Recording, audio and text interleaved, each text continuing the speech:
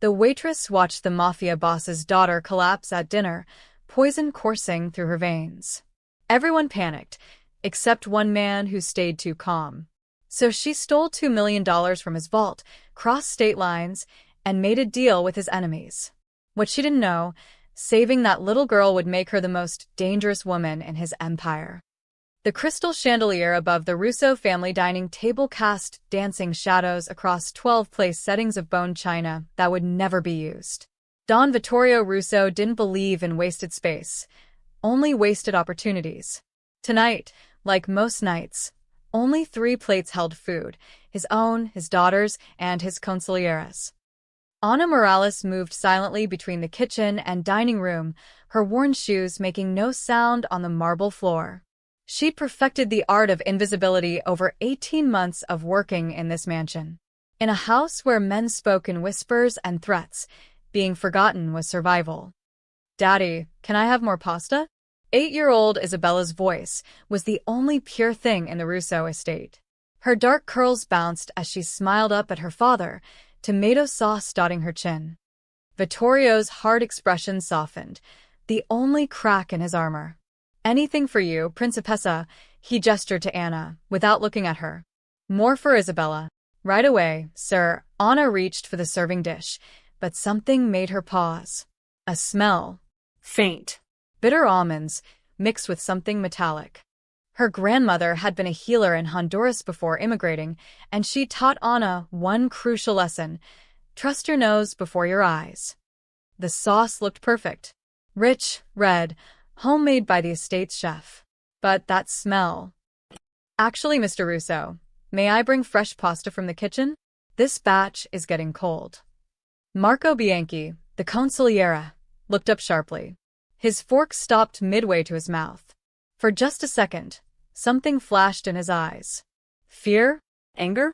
It vanished so quickly Anna almost thought she'd imagined it. "The girl barely touched her food, and you're worried about temperature?"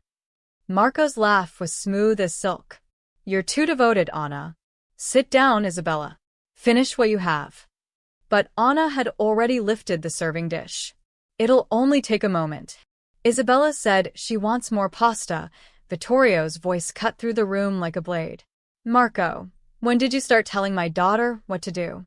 The temperature in the room dropped 10 degrees. Marco's smile tightened. "Of course, Don Russo. I apologize." Anna hurried to the kitchen, her heart hammering. She dumped the remaining pasta into a container and hid it in the back of the industrial refrigerator. Something was wrong. She could feel it in her bones, the same way she'd felt danger in the streets of Tegucigalpa before her family fled north.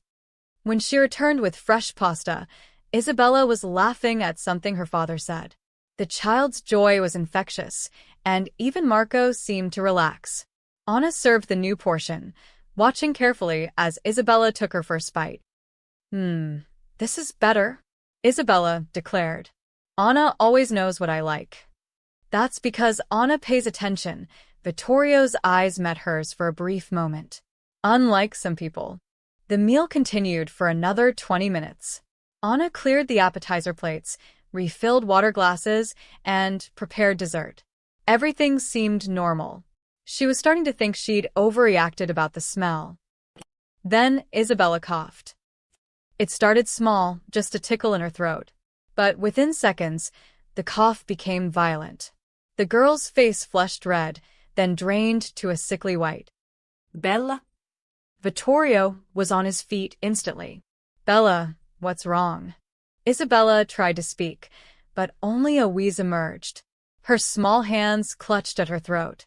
Her eyes, wide with terror, found her father's face. "Call Dr. Chen. Now." Vittorio scooped his daughter into his arms as she convulsed. "Marco, get the car." But Anna saw what the others missed. While Vittorio cradled his choking daughter, while guards rushed in from their posts, while chaos erupted through the mansion, Marco Bianchi stood perfectly still. His face showed concern, yes. His mouth formed the right words of shock and worry. But his eyes were watching Vittorio, studying him, measuring his reaction like a scientist observing an experiment. And in that crystalline moment of clarity, Anna knew Marco had been expecting this. The next 3 hours blurred together in a nightmare of medical equipment, stern-faced doctors, and Vittorio's barely controlled rage.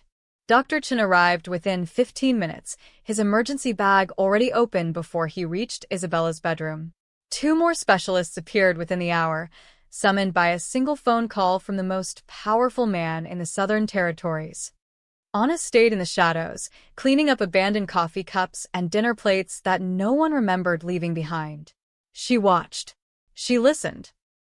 "It's definitely poisoning," Dr. Chen told Vittorio in the hallway, his voice low. "But I can't identify the toxin. It's not arsenic, not cyanide, not any of the common compounds. Her symptoms are unusual. Respiratory distress, cardiac arrhythmia, but also neural involvement. Whatever this is, it's sophisticated." "How long does she have?" Vittorio's voice was dead calm. Anna had learned that was when he was most dangerous. 48 hours. Maybe less. Without identifying the poison, I can't administer the right antidote. I'm keeping her stable, but Dr. Chen trailed off, the implication clear. Vittorio said nothing. He simply turned and walked back into his daughter's room, closing the door with a gentle click that somehow sounded more terrifying than a slam. Anna found Marco in the study, pouring himself a drink. "Terrible thing," he said, not turning around. "I've sent word to our contacts. If someone did this, we'll find them." "She ate from the same pasta as you," Anna said quietly. "The original serving." Marco's hand paused, the whiskey bottle hovering over his glass. "What are you implying?" "Nothing, sir. Just an observation." Anna moved to empty his ashtray, getting closer to his desk. "We all ate from the same kitchen. Strange that only she got sick." "Children are fragile." Marco poured his drink, his back still to her. "Could be anything. Allergy, virus, bad shrimp from lunch." But Anna's eyes were already scanning his desk. Papers everywhere, shipping manifests, account ledgers, letters in Italian. Then she saw it, a corner of notebook paper sticking out from under a leather portfolio. Chemical formulas. She recognized some from her grandmother's old medical books, compounds, dosages, mixing instructions. And a name, Moranti Chemical Supply, Phoenix, Arizona. The Morantis. The rival cartel that had been trying to muscle into Russo territory for 5 years. The family that Vittorio had sworn to destroy. Anna's blood ran cold. "You should get some rest," Marco said, finally turning around. His eyes locked onto hers, and Anna saw the calculation there.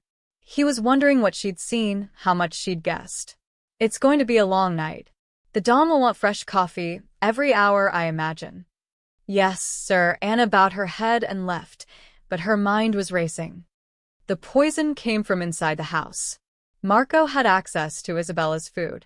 He had connections to the Morantis, probably secret deals that would make him rich and powerful when Vittorio fell apart over his daughter's death. A grief-stricken Don was a vulnerable Don. The families would see weakness. They'd move in like sharks. And Marco would be there to pick up the pieces. But Anna had no proof.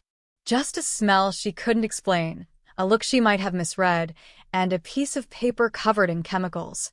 If she went to Vittorio with suspicions, he'd never believe her. She was just a maid. Marco was his oldest friend, his trusted advisor, the man who'd stood beside him for 15 years. Upstairs, she could hear Isabella crying out in her medicated sleep. The sound carved into Anna's heart. The child had been kind to her from day one, treating her like a person instead of furniture. Isabella asked about Anna's family, her hobbies, her favorite books. She drew pictures for Anna and hid them in her apron pockets, little gifts that made the long days bearable. Anna stopped outside Vittorio's private office and stared at the door. Behind it was the vault.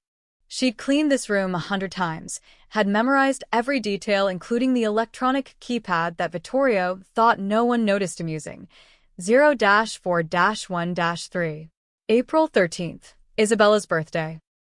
Inside that vault was money. Lots of it. Enough to buy anything. maybe even a little girl's life. Anna pulled out her phone and Googled Moranti Chemical Supply Phoenix. The website was professional, clean, a front, obviously. But there was a contact number, an address, business hours. She looked at the time. 11:47 p.m. In Isabella's room, another cry of pain echoed through the walls. Anna made her decision. She would steal from the devil himself to save an angel. And whatever happened next, execution, torture, exile, would be worth it. If she was right about Marco, she was the only chance Isabella had. If she was wrong, she'd be dead by morning anyway. At 2:17 a.m., the Russo mansion finally fell silent. The doctors had sedated Isabella after her third seizure. Vittorio remained at her bedside, his hand wrapped around her small fingers. The guards had retreated to their posts, exhausted from hours of high alert.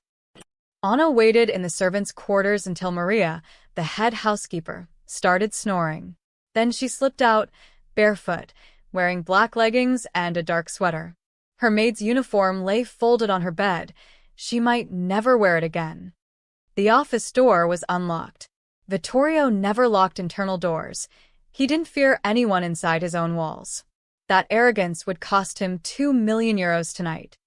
Anna's hands trembled as she approached the vault, hidden behind a false panel in the bookshelf. She pressed the books in sequence: The Prince, Art of War, The Godfather, and the panels slid open with a whisper of machinery. The keypad glowed blue in the darkness. 0-4-1-3. She held her breath and pressed the numbers. A soft beep. The heavy door clicked open. Inside, stacks of currency-filled metal shelves.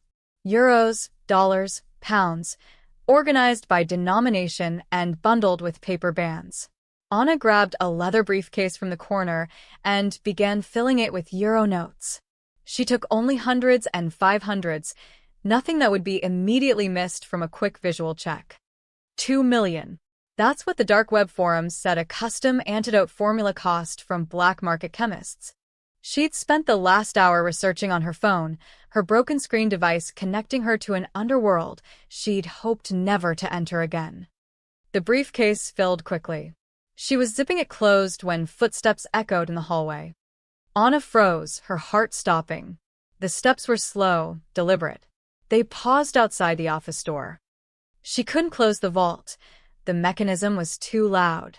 Couldn't hide. There was nowhere to go. She pressed herself against the wall behind the open vault door and waited. The footsteps moved on.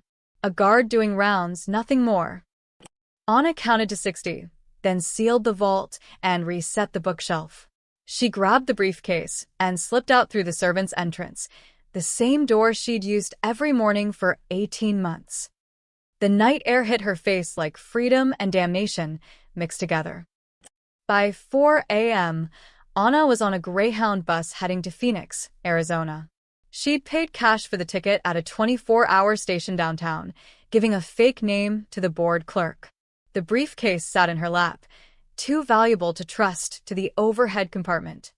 She'd stopped at an all-night pharmacy and bought cheap makeup, reading glasses, and hair dye. In the cramped bus bathroom, she transformed herself. Brown hair became black. Contacts changed her eye color from hazel to dark brown.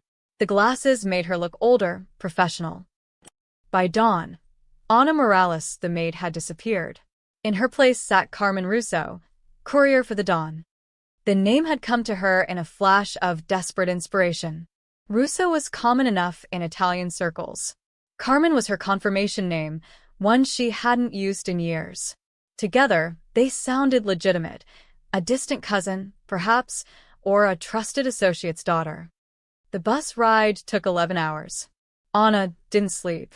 She rehearsed her story, refined her accent, studied everything she could find about the Morani organization on her phone. They ran legitimate chemical supply companies as fronts, with 3 locations across Arizona. But their real business was synthesizing designer drugs and custom toxins for the highest bidder. Marco must have paid them to create something untraceable. Something that would look like natural causes after a few days, a tragic heart condition perhaps, or an undiagnosed allergy. The autopsy would show anomalies, but by then, Vittorio would be broken, his empire in chaos. Phoenix sprawled before her like a sun-bleached nightmare when the bus finally arrived. It was 3 p.m., the heat radiating off asphalt in visible waves. Anna had never felt temperatures like this. It was like stepping into an oven. She found a motel that didn't ask questions, showered, and changed into the only professional clothes she owned, a gray pantsuit she'd bought for her citizenship interview 3 years ago. With her new hair and glasses, she looked like someone who belonged in a boardroom. The Moranti Chemical Supply office was in a nondescript industrial park near the airport. The building was white concrete and tinted windows, with a parking lot full of luxury cars that no legitimate chemical supply company could afford. Anna walked in at 4:30 p.m., briefcase in hand, chin high despite her terror. The receptionist looked up, bored. "Help you?" "I'm here to see Mr. Moranti." Carmen Russo, representing Don Vittorio Russo of the Southern Territories. "He's expecting me." The lies flowed smoothly, powered by desperation. The boredom vanished from the receptionist's face, replaced by nervous attention. Let me check. Please wait." Anna stood in the lobby, counting her heartbeats. This was it, the moment her bluff either worked or got her killed. The Morantis knew who Vittorio Russo was. Everyone in their world knew. The question was whether they'd believe he'd send a woman, and whether they'd risk offending him by refusing to see her. 5 minutes later, a man in an expensive suit emerged. "Ms. Russo?" "I'm Vincent Morante." "This is unexpected. Your cousin didn't mention sending an associate." "My cousin doesn't announce his business strategies to rivals," Anna said coolly, channeling every gangster movie she'd ever seen. "Are we doing this here? Or do you have an office?" Vincent's jaw tightened, but he gestured toward a hallway. "Follow me." The office was all leather and dark wood, designed to intimidate. Vincent sat behind his desk, another man, broader, scarred, standing behind him. Muscle. "So, what does Don Russo want?" "We have an understanding with the Southern Territories. We don't do business there. He doesn't interfere with our operations here." Anna set the briefcase on the desk and opened it, turning it to face him. 2 million euros. "I need the formula for compound TX, 47. The one you supplied 3 days ago." She was guessing at the name, but Vincent's eyes widened. "Bingo. I don't know what you're." "Stop," Anna's voice cracked like a whip. "Marco Bianchi ordered a custom toxin. You delivered. Now the Don knows about it, and he wants the antidote formula. You can cooperate, or you can explain to him personally why you helped poison his daughter." The color drained from Vincent's face. "His daughter? We were told it was for a rival boss, a preemptive strike." Marco said. "Marco lied to you," Anna leaned forward. "And now you're accessories to the attempted murder of an 8-year-old child. How do you think that plays out?" The muscle behind Vincent shifted uncomfortably. Even criminals had lines. "We didn't know," Vincent said quickly. "Marco said it was for a coup, clean and quick. A boss, not a kid." Jesus Christ, he ran his hands through his hair. "If Russo thinks we deliberately. Give me the formula, and he never has to know you were involved. You were just suppliers." Marco acted alone. "But refuse me." Anna let the threat hang in the air. "You refuse me. You refuse Don Russo. And you know what happens when he's insulted." Vincent looked at his associate, then back at Anna. The calculation was clear in his eyes. 2 million euros and their lives, or pride and certain death. "We'll need 24 hours too." "You have 2. The child is dying." After a tense silence, Vincent nodded. "Wait here." He left the office. Anna sat perfectly still, though her legs were shaking under the desk. The muscle watched her with cold eyes, his hand never far from his jacket. 30 minutes later, Vincent returned with a folder. The synthesis notes, dosage calculations, and antidote formula. Everything Marco bought from us. Anna took the folder without looking at it. "Your business with the Russo family is concluded. Forget this meeting happened." She walked out with the briefcase still full of money and the folder clutched to her chest. not daring to believe it had worked until she was 3 blocks away. But she didn't see Vincent's associate make a phone call as she left. Didn't hear him say, "Russo's maid just bought the poison formula." Yeah, the maid. Something's wrong, call the other families. This could be our opening. Anna made it back to the mansion in record time, a red-eye flight using her real passport, a decision born of desperation rather than logic. She clutched the folder inside her jacket, the formulas that could save Isabella pressed against her racing heart. The briefcase full of money sat at her feet. She hadn't spent a single euro. Dawn was breaking over the Russo estate when the taxi dropped her at the service entrance. The house looked different somehow, sharper, more alert. Every window seemed to watch her approach. She paid the driver and stepped onto the gravel driveway. Her feet had barely touched the ground when they appeared. 6 men, armed, emerging from the shadows like wolves. Tony Gallo, head of security, led them. His face was stone. "Ana Morales, you're coming with us. I need to see the Don." "You'll see him all right." Tony grabbed her arm, his grip bruising. "After you explain why his vault is 2 million euros light." Anna's stomach dropped. They'd discovered it already. Of course they had. Vittorio was meticulous about his money. He probably inventoried the vault daily. "I can explain, I have." She reached for the folder, but another guard seized her other arm. The briefcase fell, popping open. Stacks of euros spilled across the driveway. "Well, look at that," Tony said, his voice dripping with disgust. "Didn't even spend it yet. What was the plan, Anna? Wait for the kid to die and slip away in the chaos?" No. "I went to Phoenix, too." "Shut up." Tony dragged her toward the house. The other guards formed a tight circle around her, weapons drawn. They weren't taking chances. Inside, the mansion buzzed with barely controlled fury. Staff members pressed against walls as Anna was marched through, their faces mixing pity and judgment. Maria, the head housekeeper, crossed herself and looked away. They threw Anna into the wine cellar, a converted holding cell that had seen more than its share of traitors. The heavy door slammed shut, leaving her in darkness broken only by a single bulb swinging from the ceiling. Hours passed. Or maybe minutes. Time lost meaning in the underground silence. Anna clutched the folder, smoothing its edges, praying she'd get a chance to explain before they put a bullet in her head. Upstairs, she later learned, Marco Bianchi was delivering his performance of a lifetime. 2 million euros, Vittorio. Your own maid. Marco paced the Don's office, his face flushed with calculated outrage. While your daughter fights for her life, this woman steals from you. Probably been planning it for months. Vittorio stood at the window, his back to the room. He hadn't moved in 10 minutes. Hadn't spoken.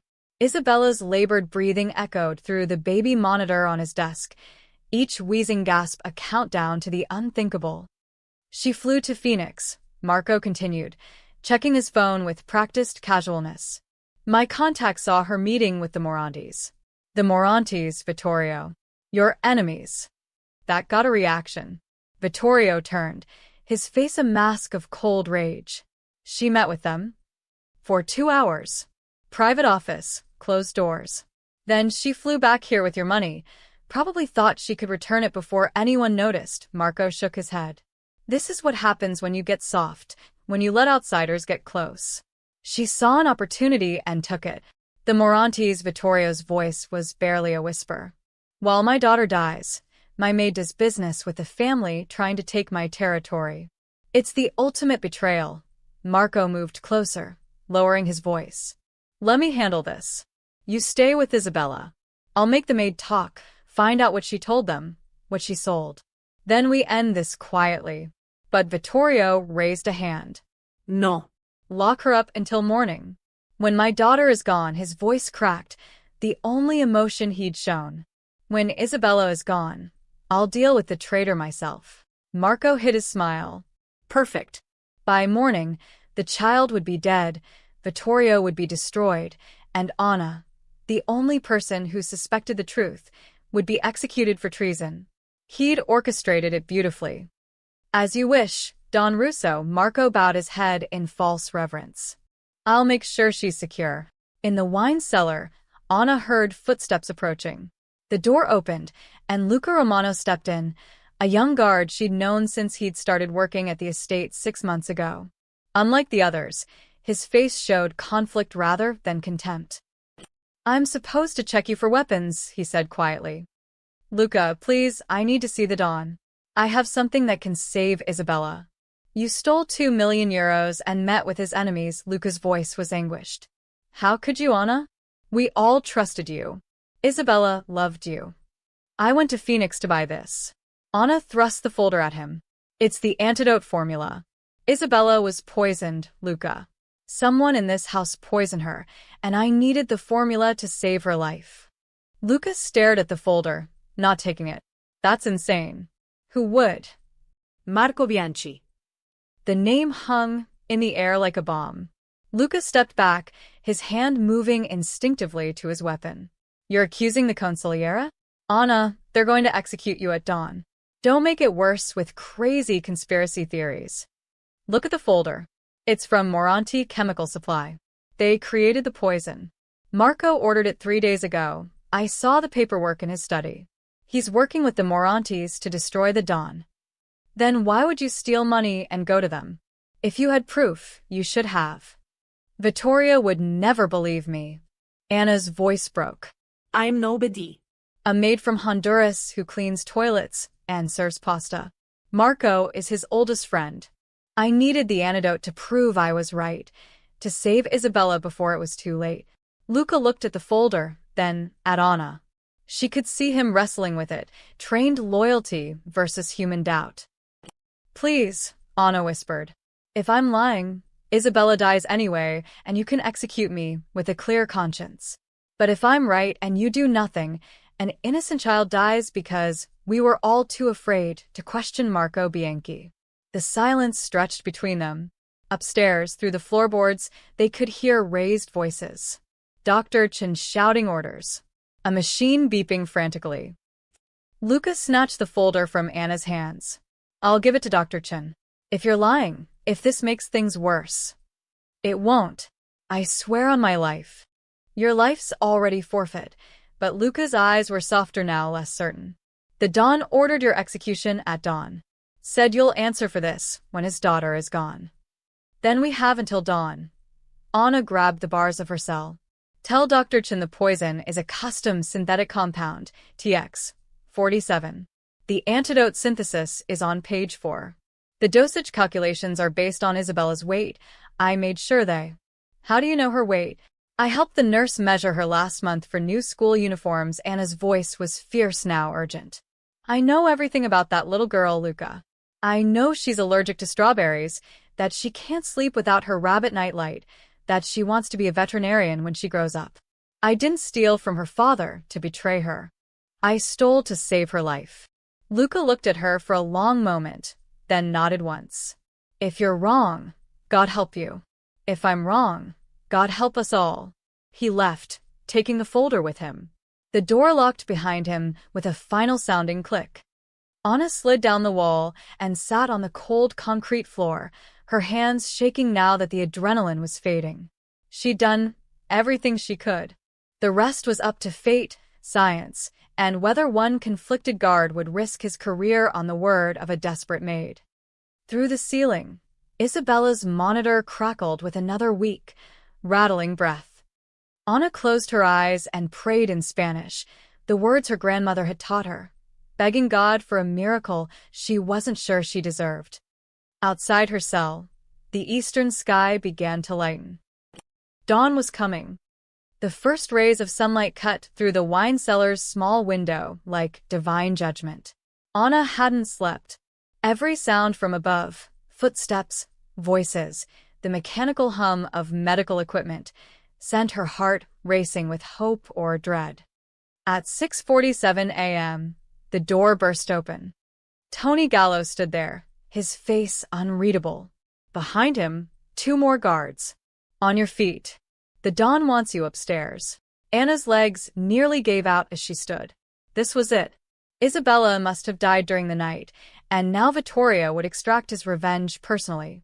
She'd failed. The formula had been wrong, or too late, or... Move, Tony grabbed her arm, pulling her up the stairs. The mansion was eerily quiet. Staff members lined the hallways, their faces solemn. Some cried. Others stared at Anna with undisguised hatred. Maria spat at her feet as she passed. They led her past Isabella's room. The door was closed, but Anna could hear voices inside. Urgent, but not panicked. Not grieving. Something else. Tony pushed her into Vittorio's study and forced her into a chair. The Don sat behind his massive desk, his face haggard. He looked like he'd aged a decade overnight. Marco stood beside him, one hand on Vittorio's shoulder in a gesture of support that made Anna's skin crawl. "Do you have anything to say before sentence is carried out?" Vittorio's voice was empty, hollowed out by grief. Ana liftet herçin. Did Dr. Chin receive the formula? Did he give Isabella the antidote? Marco's hand tightened on Vittorio's shoulder. Unbelievable. Even now, she maintains this fiction about. I asked the Don, not you. Anna's eyes never left Vittorio's face.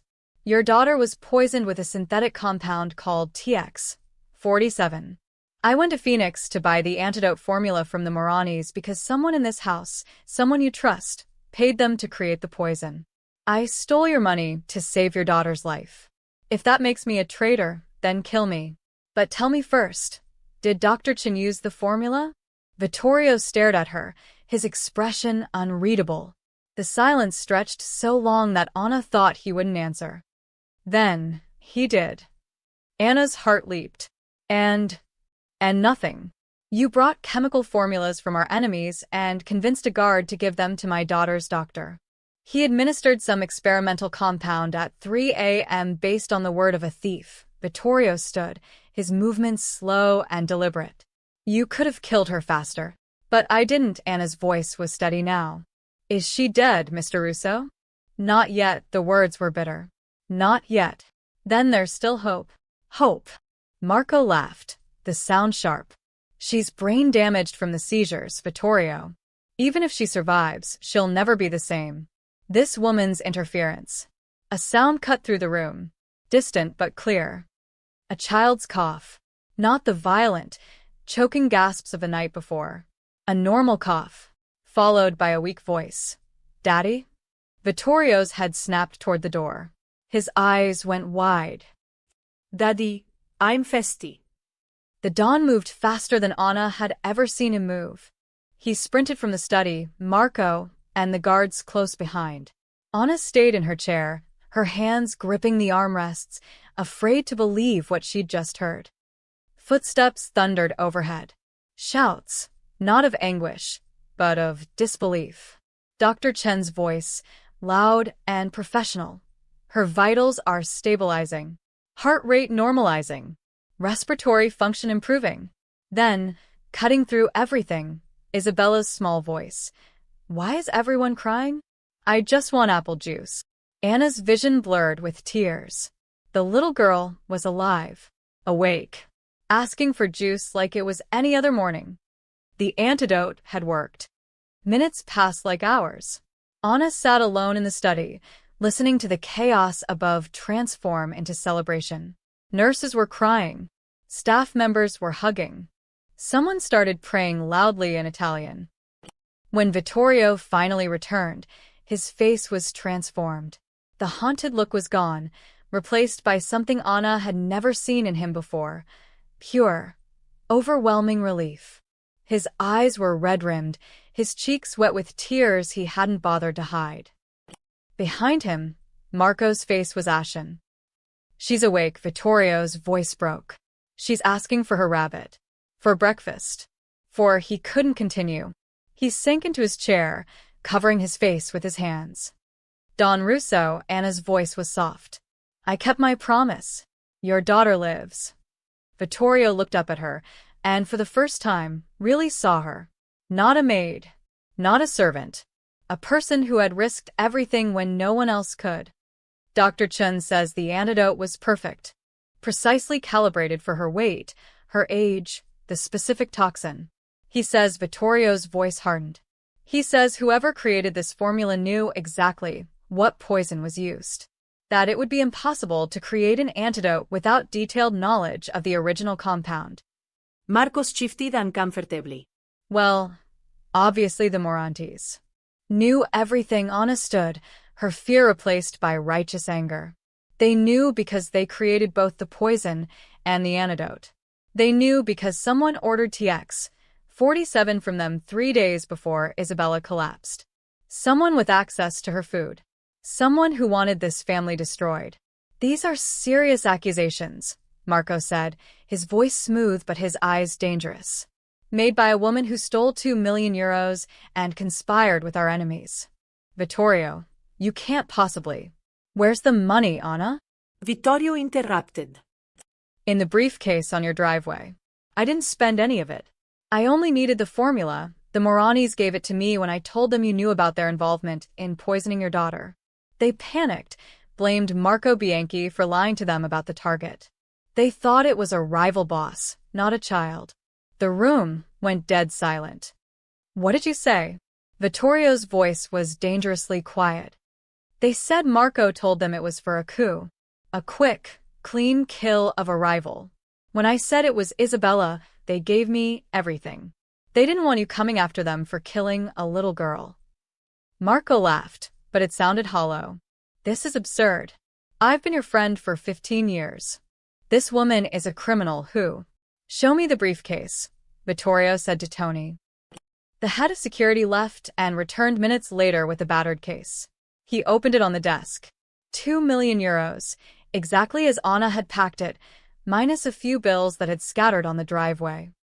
She brought it back, Tony said, his voice uncertain now. All of it. Because I never wanted the money. Anna's voice rang clear. I wanted Isabella to live. I needed the formula, and the only way to get it was to pretend I had your authority. The Moranis believed me because I had your vault codes, your money. They thought I was your courier. Vittorio turned to Marco slowly. You were with me when I set those codes. You're the only other person who knows Isabella's birthday is 0-4-1-3". Vittorio, you're exhausted. You're not thinking clearly. How did Anna know to go to Phoenix? Vittorio continued, his voice growing colder. How did she know which company to contact? How did she know the designation TX-47? She probably. I saw the purchase order in your study. Anna's words fell like hammer blows. 3 nights ago, when Isabella first collapsed. You were too calm, Mr. Bianchi. While everyone panicked, you just watched. So I searched your desk and found chemical formulas, supply chain documents, and shipment confirmations from Moranti Chemical Supply. All signed with your name. Marco's composure finally cracked. You broke into my study? You violated my private. Did you order TX-47 from the Morantis? Vittorio stood, his full height and presence filling the room. Of course not. This is a setup, can't you see? She's working with them, probably has been for months. They're trying to destroy us from within, and you're falling for her. Then you won't mind if I call Vincent Moranti right now and ask him. Vittorio pulled out his phone. For just a second, barely a heartbeat, Marco's mask slipped entirely.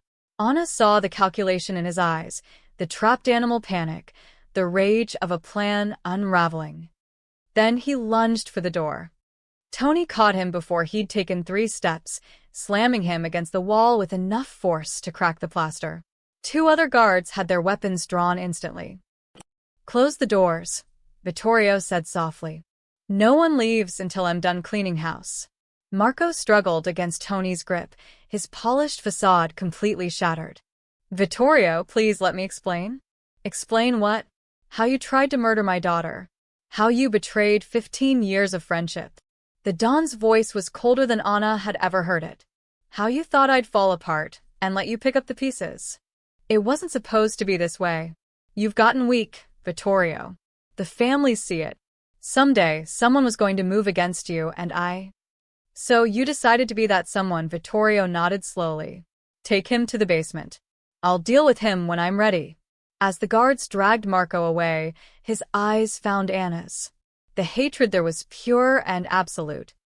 You stupid girl, he hissed. You have no idea what you've done. No idea what's coming. Then he was gone, his protests echoing down the hallway until a door slammed and cut them off. Anna stood alone with Vittorio in the study. The morning sun streamed through the windows, illuminating dust motes that danced like tiny stars. "You saved my daughter's life," Vittorio said finally. "You risked everything, your freedom, your life, for a child who wasn't yours. She deserves a future, Mr. Russo. Every child does." Vittorio studied her for a long moment. "My men tell me the staff is calling you. The thief who saved the Don's blood, they're split. Half want you executed for the vault, half want you honored for saving Isabella. And what do you want, sir?" The Don walked to his window, looking out over his estate. "I want to know why. Why would a maid risk everything? You could have run with the money, could have disappeared. Why come back?" Anna thought of her grandmother, of Sunday masses in Tegucigalpa, of her mother teaching her that some things mattered more than survival. "Because Isabella calls me by my name," she said simply. "In this house full of men who see me as furniture, she sees me as a person. That's worth dying for." Vittorio turned, and Anna saw tears on his face again. "Go to her," he said. "She's been asking for you." Anna found Isabella propped up against pillows, her face pale but alive with that spark of childhood resilience that could weather any storm. The girl's eyes lit up when Anna entered. "Anna." "They said you went away." "I had bad dreams." Isabella reached out her small hand. Anna took it gently, fighting back tears. "I'm here now, Principessa. I'm not going anywhere." "Good. Because nobody reads stories like you do." Isabella smiled, then yawned. "I'm really tired, but Daddy says I'm going to be okay." He was crying. I've never seen Daddy cry. He was very worried about you. Were you worried too? Anna squeezed the girl's hand. "More than you know." She stayed with Isabella until the child drifted back to sleep, her breathing steady and strong. Dr. Chin monitored vitals from a chair in the corner, occasionally checking his equipment with the relieved expression of a doctor who just witnessed the impossible. When Anna finally left the room, she found the mansion transformed. Staff members who'd spat at her that morning now nodded respectfully. Some even smiled. Word had spread. The maid had saved the Don's daughter. But Anna felt no triumph. Only exhaustion and the creeping certainty that Marco's words, "You have no idea what's coming," weren't an empty threat. She was right. That afternoon, Vittorio summoned her to his private dining room. She entered to find him sitting alone at the long table, a bottle of expensive wine open before him. He poured 2 glasses without asking. "Sì." Anna sat, uncomfortable with the intimacy of the moment. Dons didn't drink with maids. "I need to understand something," Vittorio said, pushing a glass toward her. "How did you know the formula would work? You're not a doctor. Not a chemist. You risked everything on information from my enemies." "My grandmother was a healer. She taught me about poisons, antidotes, how the body responds to toxins. When I saw Isabella's symptoms, the specific progression, the respiratory failure combined with cardiac issues, I recognized the pattern. It matched old formulas in my grandmother's journals, but more sophisticated, modern. And you remembered all that." "I remember everything about survival, Mr. Russo. When you grow up poor in Honduras, you learn which plants heal and which ones kill. You learn to read people, to spot danger, to trust your instincts." Anna met his eyes. "My instincts said Marco was wrong. And in this house, being wrong about something like that gets you killed." Vittorio nodded slowly. "You read him better than I did. 15 years, and I never saw it. You weren't supposed to. He's been planning this for a long time. Tell me what you know." Anna laid out everything, the chemical formulas in Marco's study, the shipping manifests from Morandi Chemical Supply, the way Marco had watched Vittorio's reaction instead of Isabella's suffering. Vittorio listened without interrupting, his face growing darker with each revelation. He mentioned details. Anna finished. "When I confronted him in the study this morning, before he ran, he knew about the seizures, the specific cardiac symptoms. No one told him those details. We were all kept out. Only Dr. Chun, and you were in that room." But Marco asked for updates. Vittorio said slowly. I told him. Christ. I told him everything. How she was failing, what the symptoms were. And he already knew because he designed them. Vittorio's hand tightened around his wine glass. I need to hear it from him. I need him to admit what he did. He won't. Men like Marco never confess. They justify. They'll tell you why you deserved it, why it was necessary, why they had no choice, and his voice was hard. But there's another way to get the truth. How? Make him think he's already won. 2 hours later, in the mansion's basement, Marco Bianchi sat chained to a chair in the soundproofed room where Vittorio conducted his darkest business. His expensive suit was torn, his face bruised from where he'd fought the guards. But his eyes still held defiance. Vittorio entered alone, pulling up a chair to sit across from his former friend. Vincent Moranti is dead, Vittorio said flatly. Shot in his office 30 minutes ago. Professional hit. The other families are already moving on Phoenix, dividing up his territory. It was a lie, but Marco didn't know that.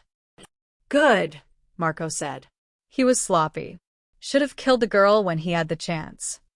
There it was. The first crack in the facade. What do you mean?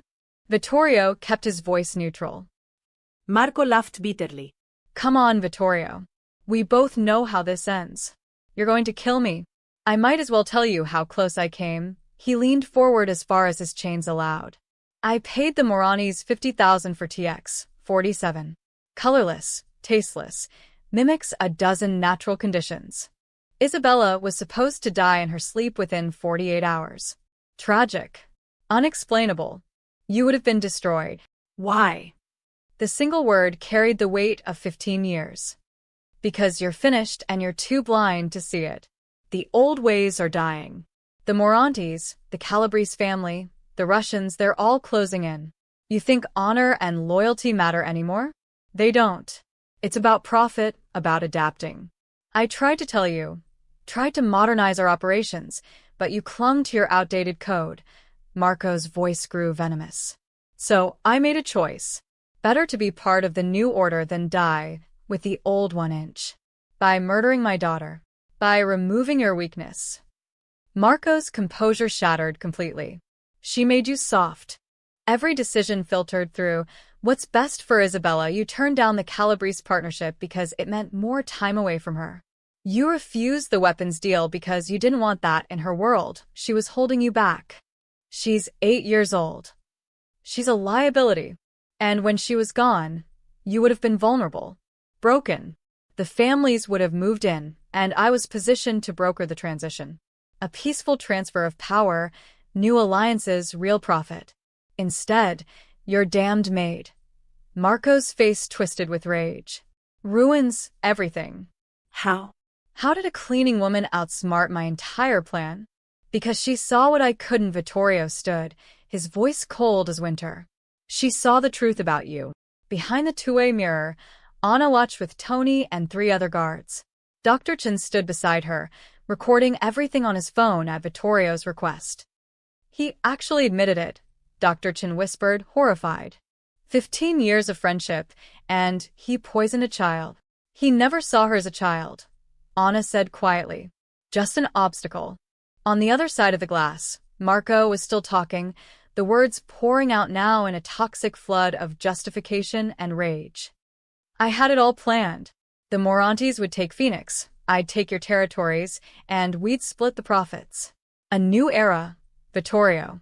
But you were so busy playing the devoted father, he spat the words like curses, that you couldn't see the empire crumbling around you. My empire is stronger than ever, Vittorio said softly. Because it's built on something you never understood. What? Love. Marco laughed. Love doesn't pay soldiers. Doesn't move product. Doesn't. Loyalty, Vittorio's voice cut through the rant. Real loyalty. The kind that makes a maid risk her life for a child who isn't hers. The kind that makes men follow you into hell because they know you'd do the same for them. You never had that, Marco. You only had fear. And that's why you lost. Marco's laughter died. For the first time, real fear flickered across his face. What are you going to do? Vittorio walked to the door, then paused. Vincent Moranti isn't dead. Elite. But by tomorrow morning, every family in the South will hear this recording. They'll know you plan to betray your Don, to poison a child, to broker their territories like real estate. Vittorio, wait. They'll know you're a traitor. And in our world, Marco, there's no worse death than being marked by your own kind. Vittorio, open the door. I'm not going to kill you. I'm going to let everyone else do it for me. No. Vittorio, please. We can work this out. I can still be useful. But the Don was already gone, leaving Marco alone with his confession and his rapidly approaching fate. In the observation room, Anna turned away from the mirror. She'd heard enough. What'll happen to him? She asked Tony. The security chief's face was grim. The Don will release him at the edge of Morani territory, with the recording on every burner phone in the criminal network. The Morantis will find him first, probably. After that, he shrugged. Nature takes its course. That's not murder. That's justice. Tony looked at her with new respect. You saved the Don's daughter and exposed a traitor. In this world, that makes you family. Anna thought about that word. Family. She'd lost hers years ago. Her mother to cancer, her father to violence, her grandmother to old age. She'd been alone for so long, surviving on the edges of other people's lives. Now a child upstairs called her by name. A Don had trusted her with the truth. And dangerous men looked at her with respect instead of dismissal. She wasn't sure if that made her lucky or damned. Probably both. Marco Bianchi disappeared on a Tuesday morning. Vittorio's men drove him to the outskirts of Phoenix and left him at a gas station with nothing but the clothes on his back and a working knowledge of what was coming. The recording of his confession had already been sent to every major player in the Southwestern Territories, time-stamped, authenticated, impossible to deny. By noon, Marco's face was on every criminal network from Los Angeles to Miami. Not as a target for execution, but as something worse, a warning. A cautionary tale about what happened to men who betrayed the old codes. Anna watched from the mansion as Vittorio orchestrated Marco's destruction with surgical precision. He made no grand speeches, issued no dramatic threats. He simply let the truth work its way through the underworld like poison through veins. Why not just kill him? Anna asked one evening as Vittorio reviewed financial documents in his study. 3 days had passed since Marco's release, and already the reports were coming in. Death is quick, Vittorio said without looking up. Marco took something precious from me, my peace of mind, my trust, nearly my daughter. He doesn't deserve quick. What's happening to him out there? Vittorio finally looked at her, his eyes cold. The Moranis put a price on his head for involving them in poisoning a child. The Calabrese family blacklisted him for plotting to sell their territories. His bank accounts are frozen. I made some calls to people who owe me favors. His safe houses have been compromised. His contacts won't answer his calls. So he's just running. He's dying slowly. Vittorio's voice carried no satisfaction, only statement of fact. Every door that once opened for him is now closed. Every friend has become an enemy. By the end of the month, he'll be nobody. Just another desperate man with nothing left to lose. And that's when someone will find him. Anna felt a chill. This was the world she'd stepped into, where justice wasn't swift or merciful, but inevitable and cruel. The authorities, she asked, already received anonymous tips about Marco's involvement in several unsolved cases. Tax evasion, money laundering, conspiracy to commit murder. Vittorio smiled without humor. If the families don't get him first, the FBI will. Either way, he's finished. Within a week, the pieces fell into place exactly as Vittorio predicted. Federal agents raided Marco's home, finding documents he'd been too arrogant to destroy, evidence of deals, bribes, and murders spanning a decade. His lawyer stopped returning calls. His mistress sold her story to a tabloid. His elderly mother, living in a nursing home he'd paid for, received notice that the payments had stopped. Marco tried to run to Mexico, but the cartels there had heard the recordings. They turned him away at the border with broken ribs and a warning. There's no place for child killers here. He tried to buy protection from the Russian mob in Las Vegas.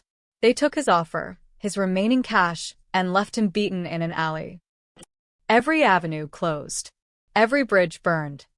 He called yesterday, Tony told Anna one morning as she helped prepare Isabella's breakfast. Used to burn her phone, begging to speak to the Don. Said he had information to trade. What did Mr. Russo say?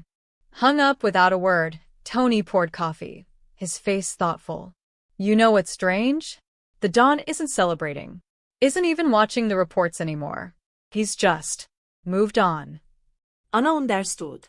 Vittorio hadn't destroyed Marco for revenge. He'd done it to send a message. Betray the Russo family, and you don't just die, you're erased. Your name becomes a cautionary tale. Your legacy becomes a warning. It was more effective than any execution. By the third week, Marco's name stopped appearing in the network chatter. People stopped speculating about where he'd gone or who would find him first. He simply ceased to matter.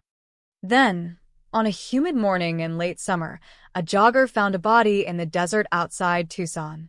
Male, mid-40s, dead from dehydration and exposure. No identification, no wallet, no phone. Just a man who'd wandered into the wasteland and never came out. The local authorities ran fingerprints. Marco Bianchi, wanted for questioning in multiple federal investigations.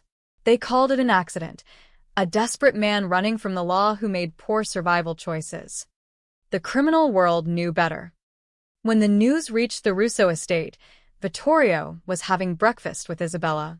The girl was fully recovered now, back to her energetic self, chattering about her upcoming return to school.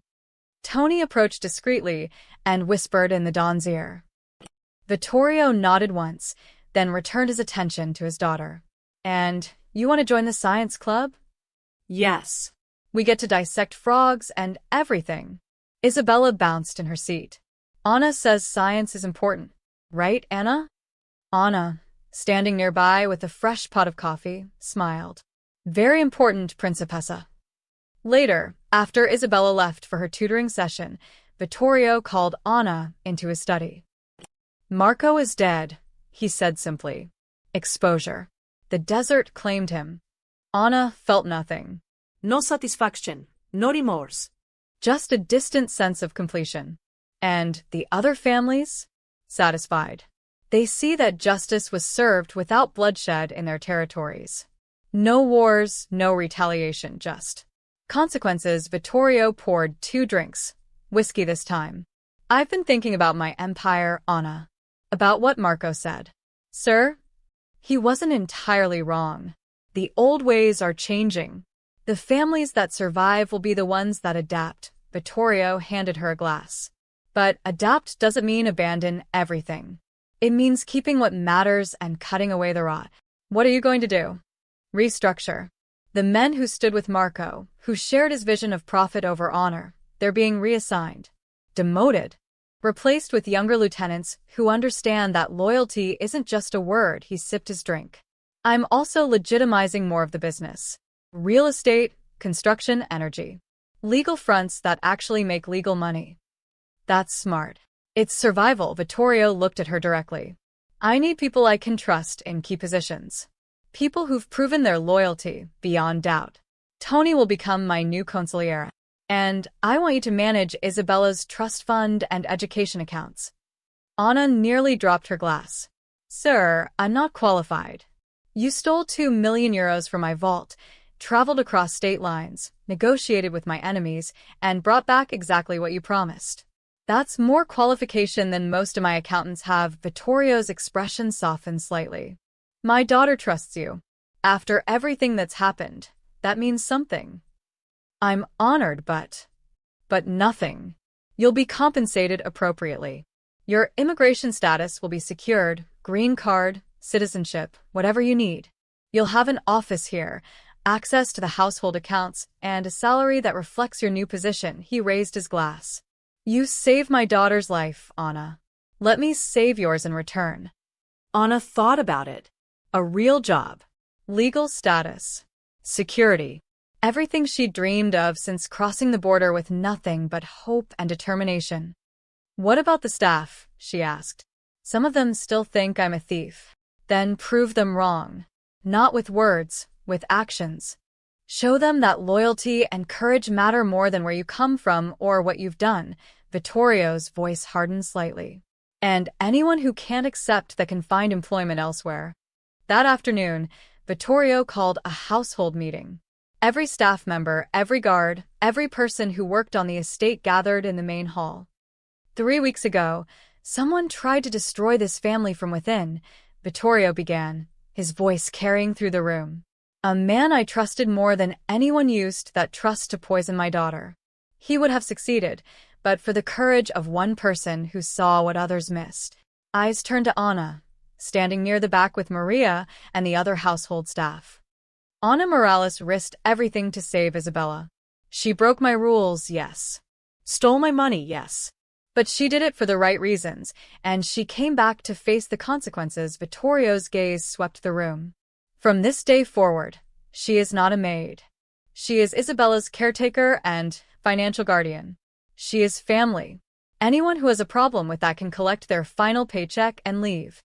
Silence. Then, slowly, Tony began to clap. Other guards joined in.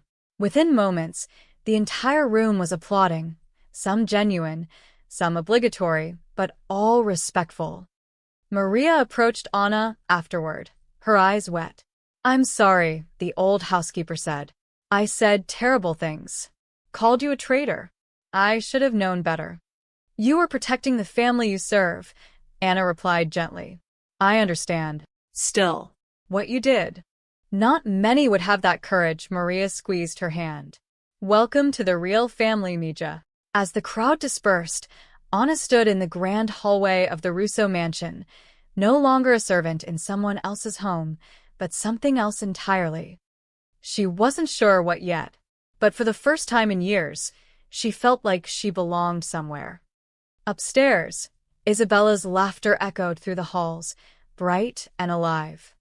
And somewhere in the Arizona desert, the wind was already covering Marco Bianchi's grave with sand, erasing the last traces of a man who'd forgotten that some things, honor, loyalty, love, couldn't be bought or sold. Only earned. Or lost forever. The transformation of the Russo Empire began quietly, in the small hours when Vittorio couldn't sleep. He'd stand at Isabella's doorway, watching her chest rise and fall with the steady rhythm of life, and think about how close he'd come to losing it all. Not his money, not his territory, but the one thing that actually mattered.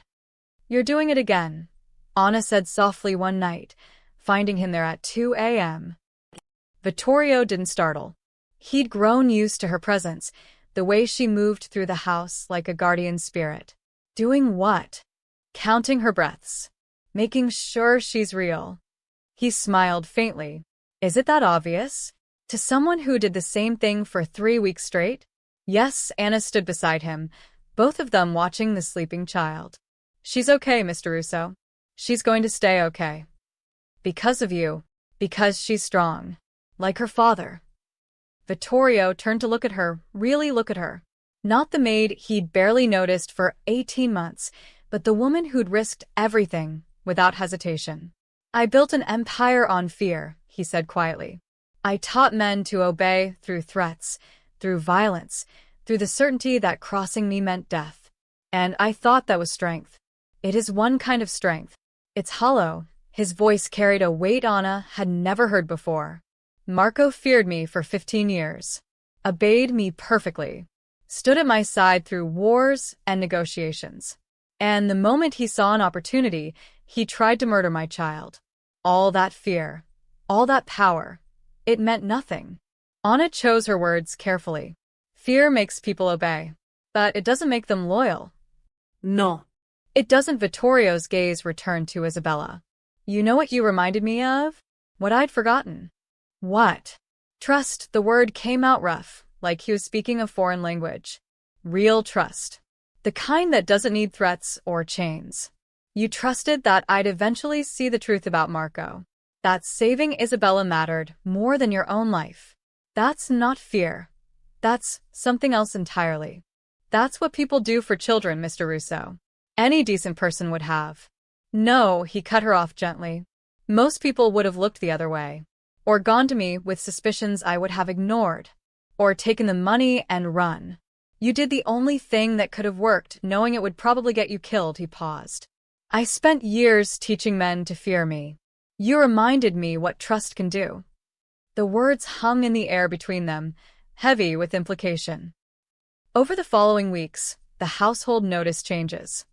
Vittorio started eating breakfast with Isabella every morning instead of conducting business through dawn.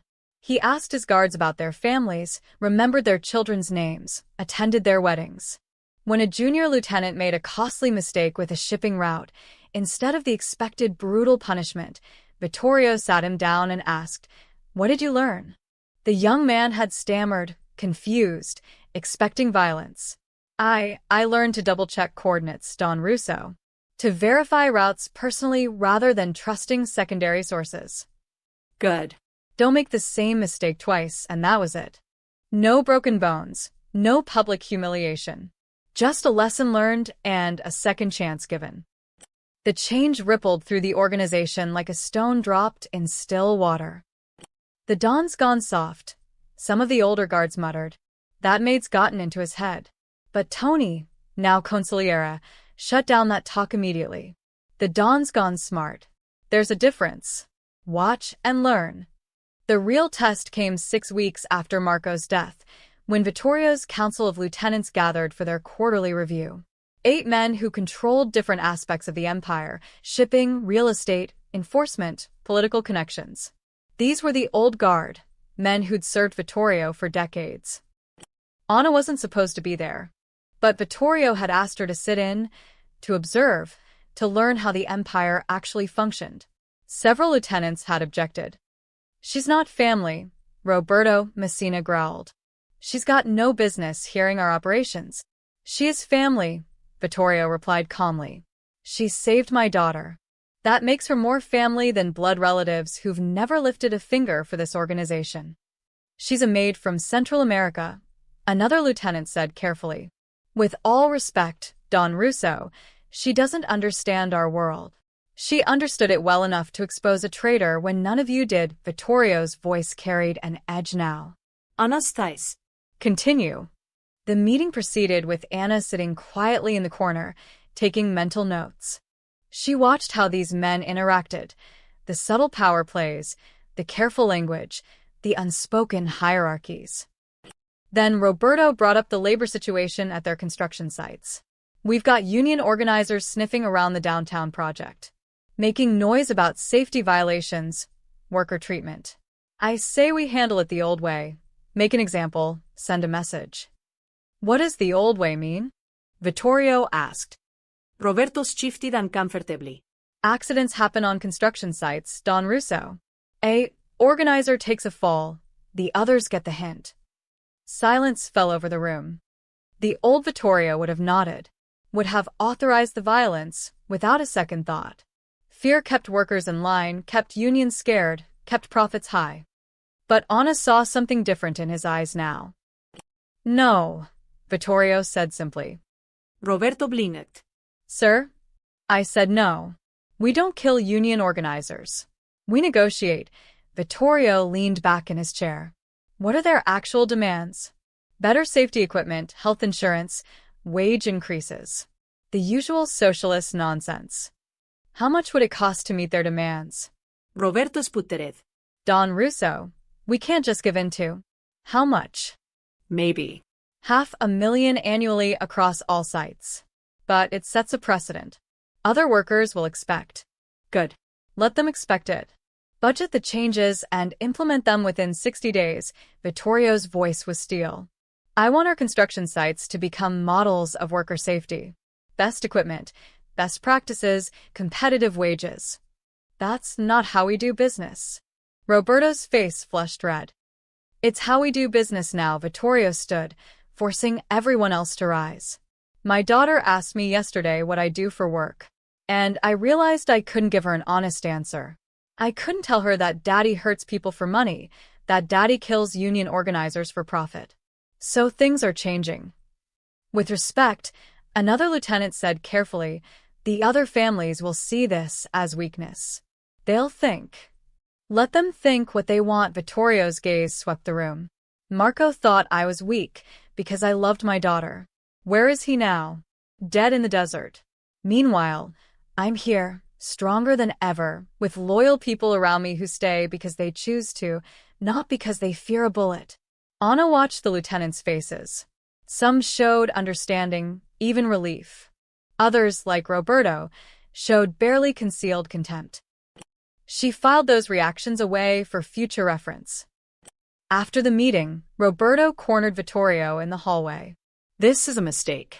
The men respect strength, not kindness. You're letting that woman poison your judgment. Anna saved my daughter when my most trusted advisor tried to kill her. Vittorio replied coldly. So, yes, her judgment influences mine. Because hers was right, and Marco's, my friend of 15 years, was murderous treachery. The families will move against you. Let them try. Vittorio stepped closer, and suddenly the old Don was back. Dangerous, lethal, absolute. I've ruled these territories for 20 years through strength. Now I'm adding wisdom to that strength. The families that adapt will prosper. Those that don't will be replaced. Tell me, Roberto, which one will you be? Roberto paled and stepped back. I serve at your pleasure, Don Russo. Good. Then serve. Or leave. Those are your options. That night, Anna found Vittorio in his study, staring at financial reports. Some of them hate the changes, she said. I know. Roberto especially. He looked at you like he was measuring you. Vittorio glanced up, and Anna saw the calculation in his eyes.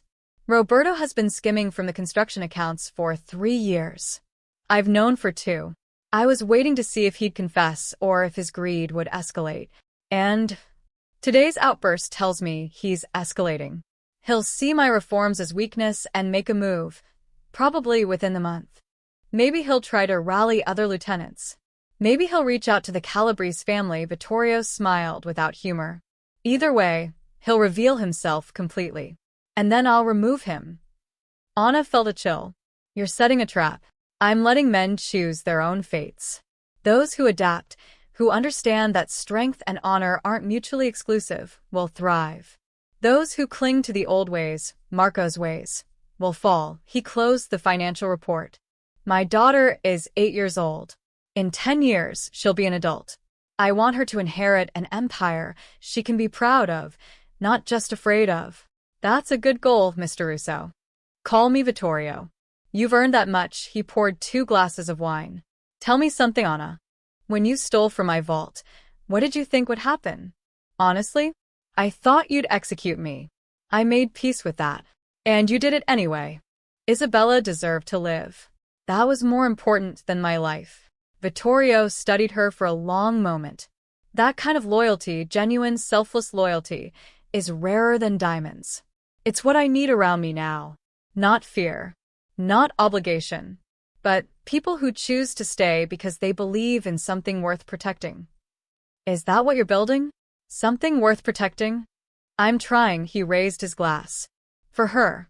For the future. For whatever redemption a man like me can claim. They drank in comfortable silence.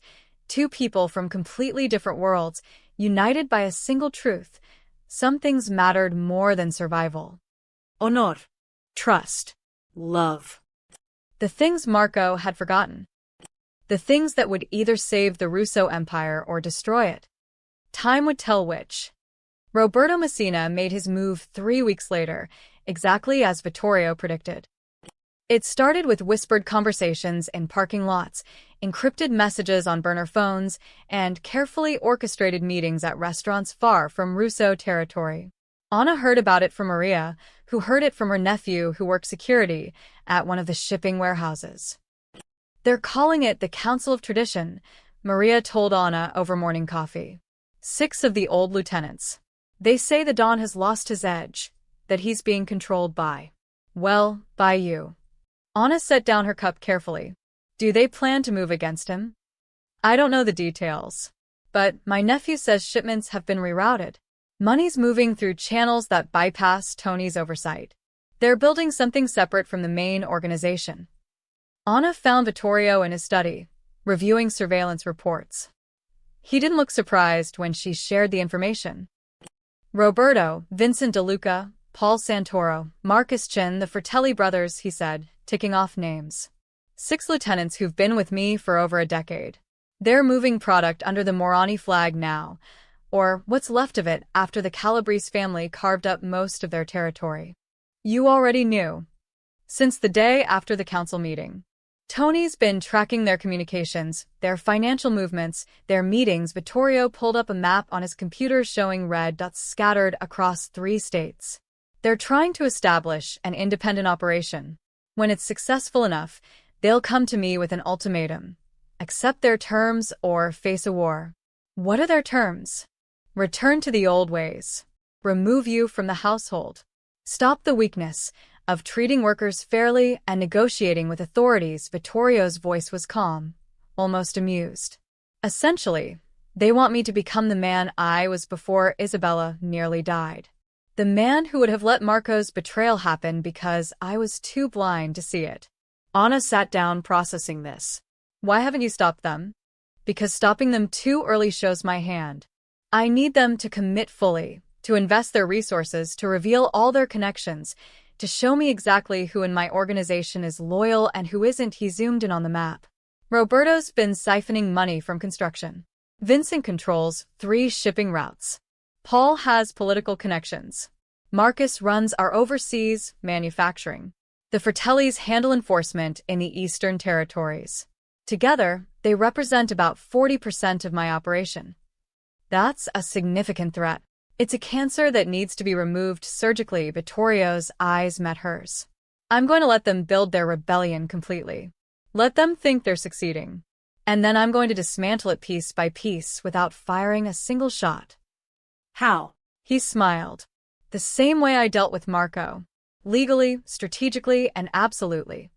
Over the next 2 weeks, Anna watched Vittorio's plan unfold with the precision of a master chess player.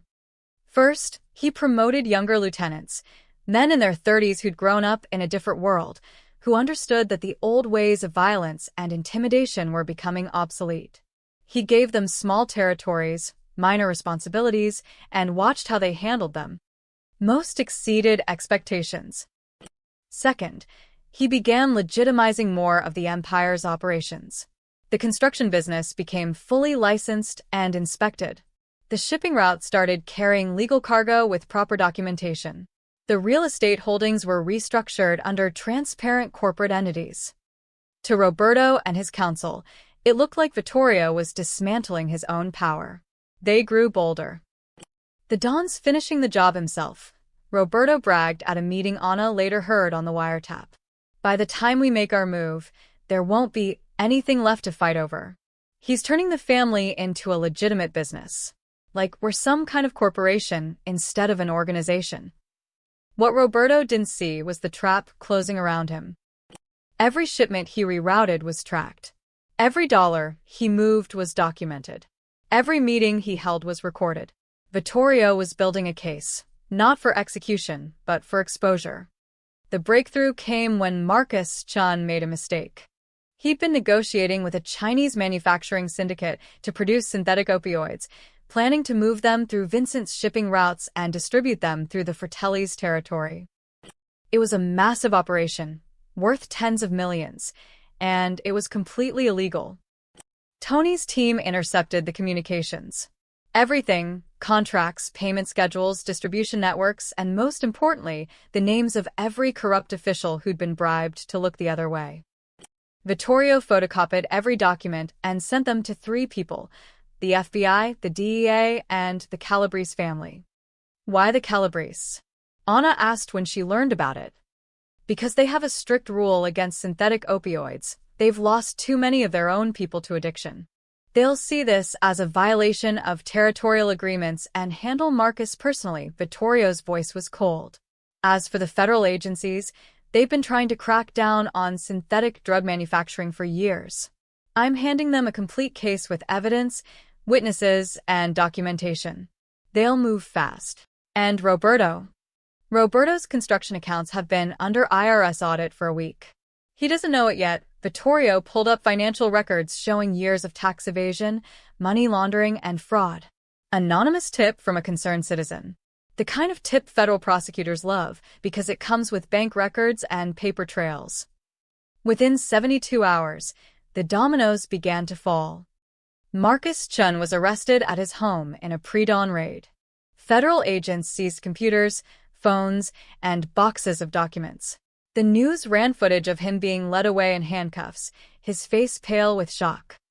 Vincent DeLuca's shipping containers were searched at the port.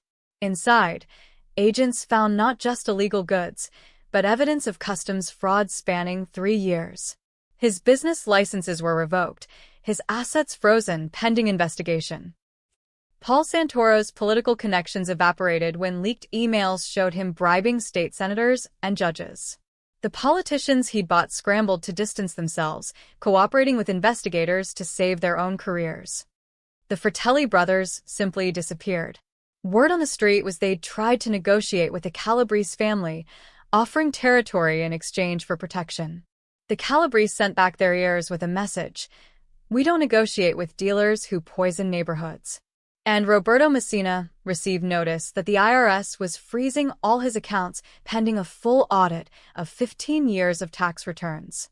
His lawyers told him he was facing 20 to 30 years in federal prison for tax evasion, money laundering, and racketeering. Not one of them was killed. Not one drop of blood was spilled.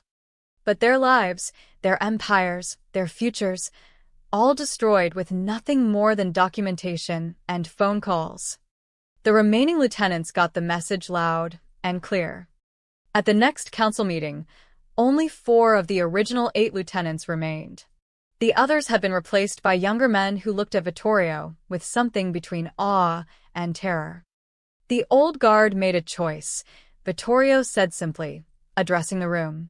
They chose greed over loyalty, independence over family, the past over the future. Now they're gone. Not because I killed them, but because their own actions destroyed them. That's the new rule. I don't punish disloyalty with bullets. I punish it with consequences. He let that sink in before continuing. Some of you are wondering if you're next. If you've made mistakes that will catch up with you. Here's my answer. If you made mistakes in the old ways, under the old system, you have 30 days to confess and make restitution. Come clean, fix what you broke, and you'll continue in your position. But if you hide it, if you wait for me to find it, you'll end up like Roberto, bankrupt, imprisoned, and forgotten. The room was silent. This organization is changing, Vittorio said. We're becoming something stronger, something sustainable, something that won't crumble the moment a traitor sees an opportunity. Those who can adapt will thrive. Those who can't will be replaced. It's that simple. After the meeting, one of the young lieutenants, a man named David Torres who ran the southern shipping routes, approached Vittorio privately. Don Russo, I need to confess something. Vittorio gestured for him to continue. I've been taking a percentage off the top of fuel costs. Only 2%, but over 3 years, it's about $40,000. I justified it as compensation for the risk I take running those routes. But after seeing what happened to the others, David's voice shook. I don't want to end up like them. I'll pay it back, every cent, whatever you want me to do. Vittorio studied him for a long moment. You ran those routes safely, for 3 years. Never lost a shipment, never had a customs problem, built good relationships with the dock workers. Yes. Yes, sir. And you're confessing without being caught, without being investigated, because you want to do right by the organization. Yes, sir. Pay back the $40,000 over the next year. Consider it a loan you're repaying. And David?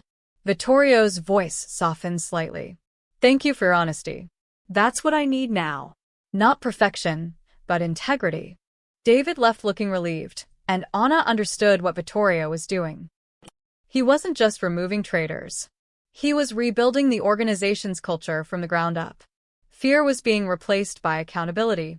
Violence was being replaced by consequence. The old way was dying, and something new, something potentially more powerful, was was being born. Will it work? Anna asked later that evening. Vittorio looked out over his estate, where lights twinkled in the twilight. I don't know, but it's what Isabella needs to inherit. Not a criminal empire built on terror, but a legitimate organization built on respect. If it works, she'll have choices I never did. And if it doesn't, he shrugged. At least I tried to give her something better. In the distance, they could hear Isabella laughing as she played in the courtyard. The sound of innocence, protected by a father trying to redeem his past one decision at a time. The Morani Empire had been fracturing since Marco's death, but it still held significant power across Arizona and Nevada. Vincent Moranti's younger brother, Dario, had taken control after the initial chaos, and he was smarter than his predecessor, cautious, calculating, and determined to rebuild what his family had lost. But Dario didn't know about the folder. The folder Anna had carried back from Phoenix contained more than just the antidote formula. It held synthesis notes, supplier lists, distribution channels, and most crucially, the names of every corrupt official, law enforcement officer, and politician the Morantis had on their payroll. Marco had bought comprehensive documentation, planning to use it as leverage. Instead, it became the blueprint for the Morantis' destruction. They think they're recovering, Tony said, spreading surveillance photos across Vittorio's desk. Dario's been aggressive, absorbing smaller operations, renegotiating old deals, even trying to push into our southern territories again. Let him think he's succeeding, Vittorio replied, studying the photos. How long until the federal task force is ready? 2 weeks. They're building cases against 15 Morani associates based on the information you provided. But they want more. They want the entire organization, not just street-level dealers. Vittorio smiled. Then let's give them everything. The plan was elegant in its simplicity. Rather than wage a violent war that would draw attention and casualties, Vittorio would use the Morantis' own corruption against them, while simultaneously positioning himself to absorb their legitimate business interests. Phase 1 began with the suppliers. Anna had documented every chemical company, shipping contractor, and manufacturing facility the Morantis used. Vittorio's team approached each one quietly, offering better terms, cleaner documentation, and the promise of protection from federal scrutiny. Most switched allegiances within days. Those who didn't receive anonymous tips that the DEA was investigating their clients. They switched after that. Suddenly, the Moranis couldn't get the supplies they needed. Shipments were delayed, prices doubled, and quality became inconsistent. Their product suffered, their reputation declined, and their customers started looking elsewhere. Dario's scrambling, Tony reported after 2 weeks. He's trying to find new suppliers, but everyone's either working with us or too scared to touch Moranti business. His distribution network is falling apart. Good. Move to Phase 2-inch. Phase 2 targeted their money. The Morantis laundered profits through dozens of businesses, restaurants, car washes, laundromats, legitimate chemical companies. Anna's folder had identified them all. Vittorio didn't attack these businesses directly. Instead, he fed information to the IRS, the State Tax Board, and financial crimes investigators. Audits began simultaneously across 3 states. Bank accounts were frozen pending investigation. Business licenses were suspended. The Moranis found themselves drowning in legal paperwork, unable to access their own money while lawyers billed them thousands per hour. They're liquidating assets, Tony said, showing financial reports. Selling properties at a loss, borrowing from loan sharks, even pawning personal items. Dario's bleeding money trying to keep the organization afloat. How long before he breaks? Another month, maybe less. But there's a complication. Tony pulled up a new photo. Dario Moranti meeting with 2 men in expensive suits. He's reaching out to the Sinaloa cartel, trying to negotiate a partnership, offering them access to his distribution routes in exchange for product and protection. Vittorio's expression darkened. That would give Sinaloa a foothold in our territory. Exactly. If they accept, we're looking at a real war. The kind with bodies and headlines. Anna, who'd been listening from her usual corner, spoke up. What if they don't accept? Both men turned to look at her. What if Sinaloa thinks Dario is more trouble than he's worth? She continued. What if they see the Morani organization as weak, compromised, and under federal investigation? Vittorio's eyes lit up. They'd refuse the partnership and possibly eliminate Dario as a liability. Go on. The folder has documentation of every deal the Morantes made, including 3 transactions with a Sinaloa lieutenant that violated cartel policy. They sold synthetic compounds to rival organizations in Sinaloa territory. Anna pulled out her phone, showing notes she'd kept. If Sinaloa leadership found out their own lieutenant was dealing with the Moranis behind their backs, dealing in products they specifically forbid, they'd handle it internally, Tony finished, understanding dawning. And they'd see Dario as the source of the problem. Exactly. We don't tell Sinaloa about Dario's proposal. We tell them about the violations their lieutenant committed with Moranti cooperation. We let them connect the dots themselves. Vittorio laughed, genuine, appreciative lauter. You're learning. Tony, make it happen. Anonymous package to Sinaloa leadership. Documentation, evidence, dates, everything. Let them clean their own house. Phase 3 was the most delicate, law enforcement. The federal task force had been building cases against the Moranis for months, but they lacked the final pieces, the connections between street-level dealers and family leadership, the proof that Dario personally ordered illegal activities.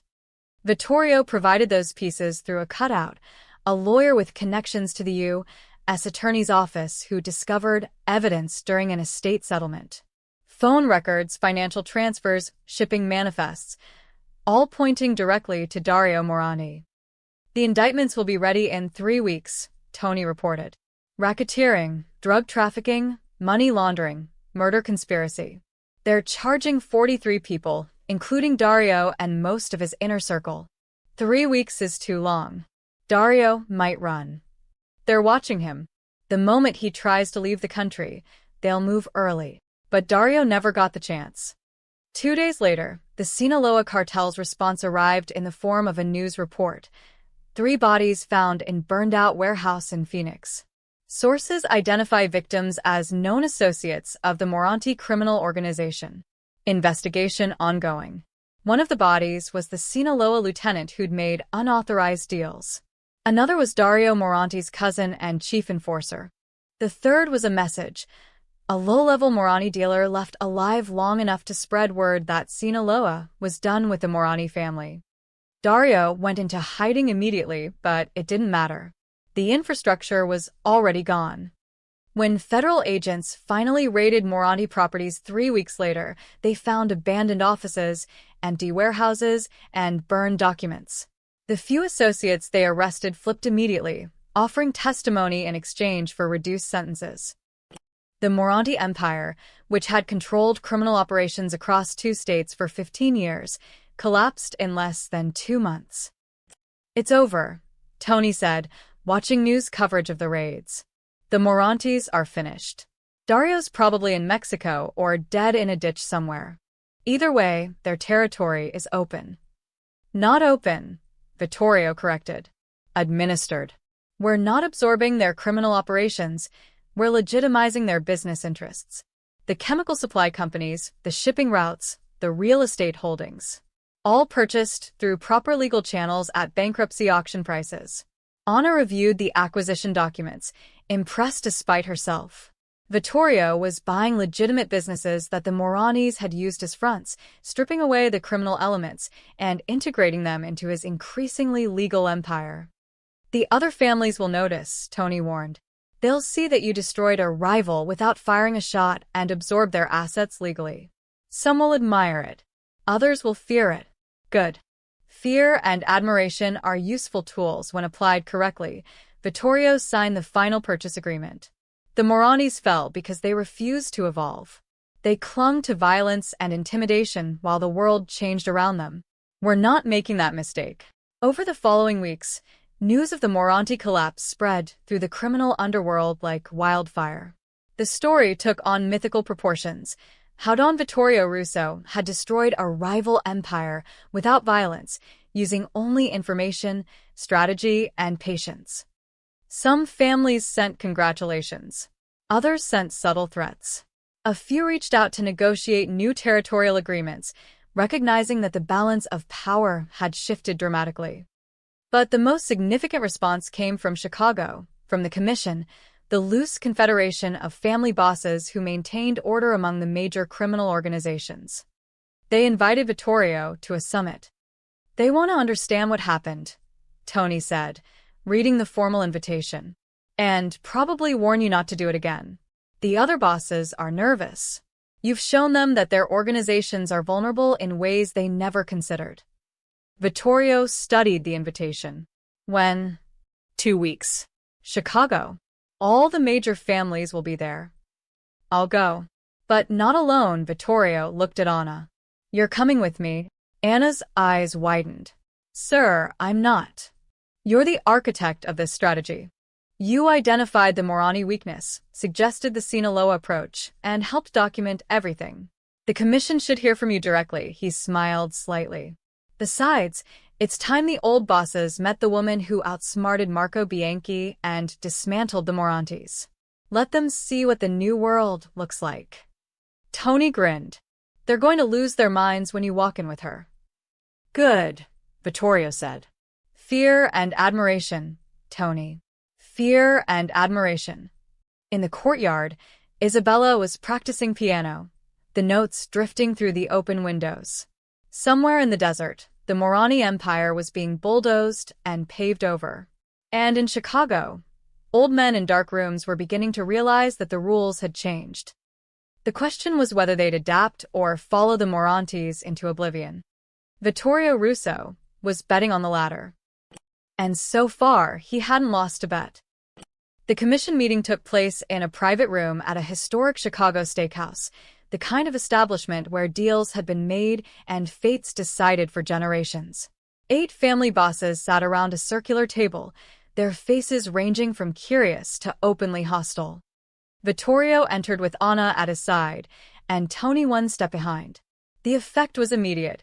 Conversations stopped mid-sentence, eyes widened, and the oldest boss, Giovanni Calabrese, actually laughed.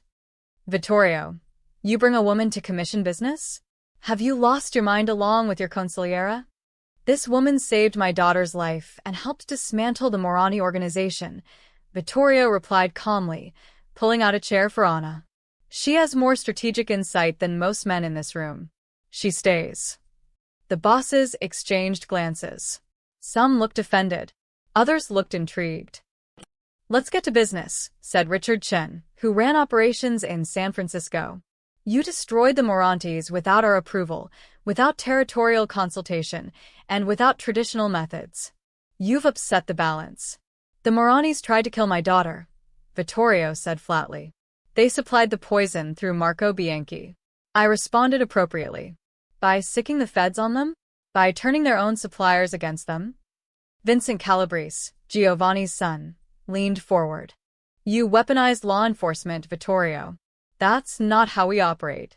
That's a line we don't cross." "I crossed no line. I simply provided information about criminal activity to the appropriate authorities. What they chose to do with that information was their business." Vittorio's voice remained calm.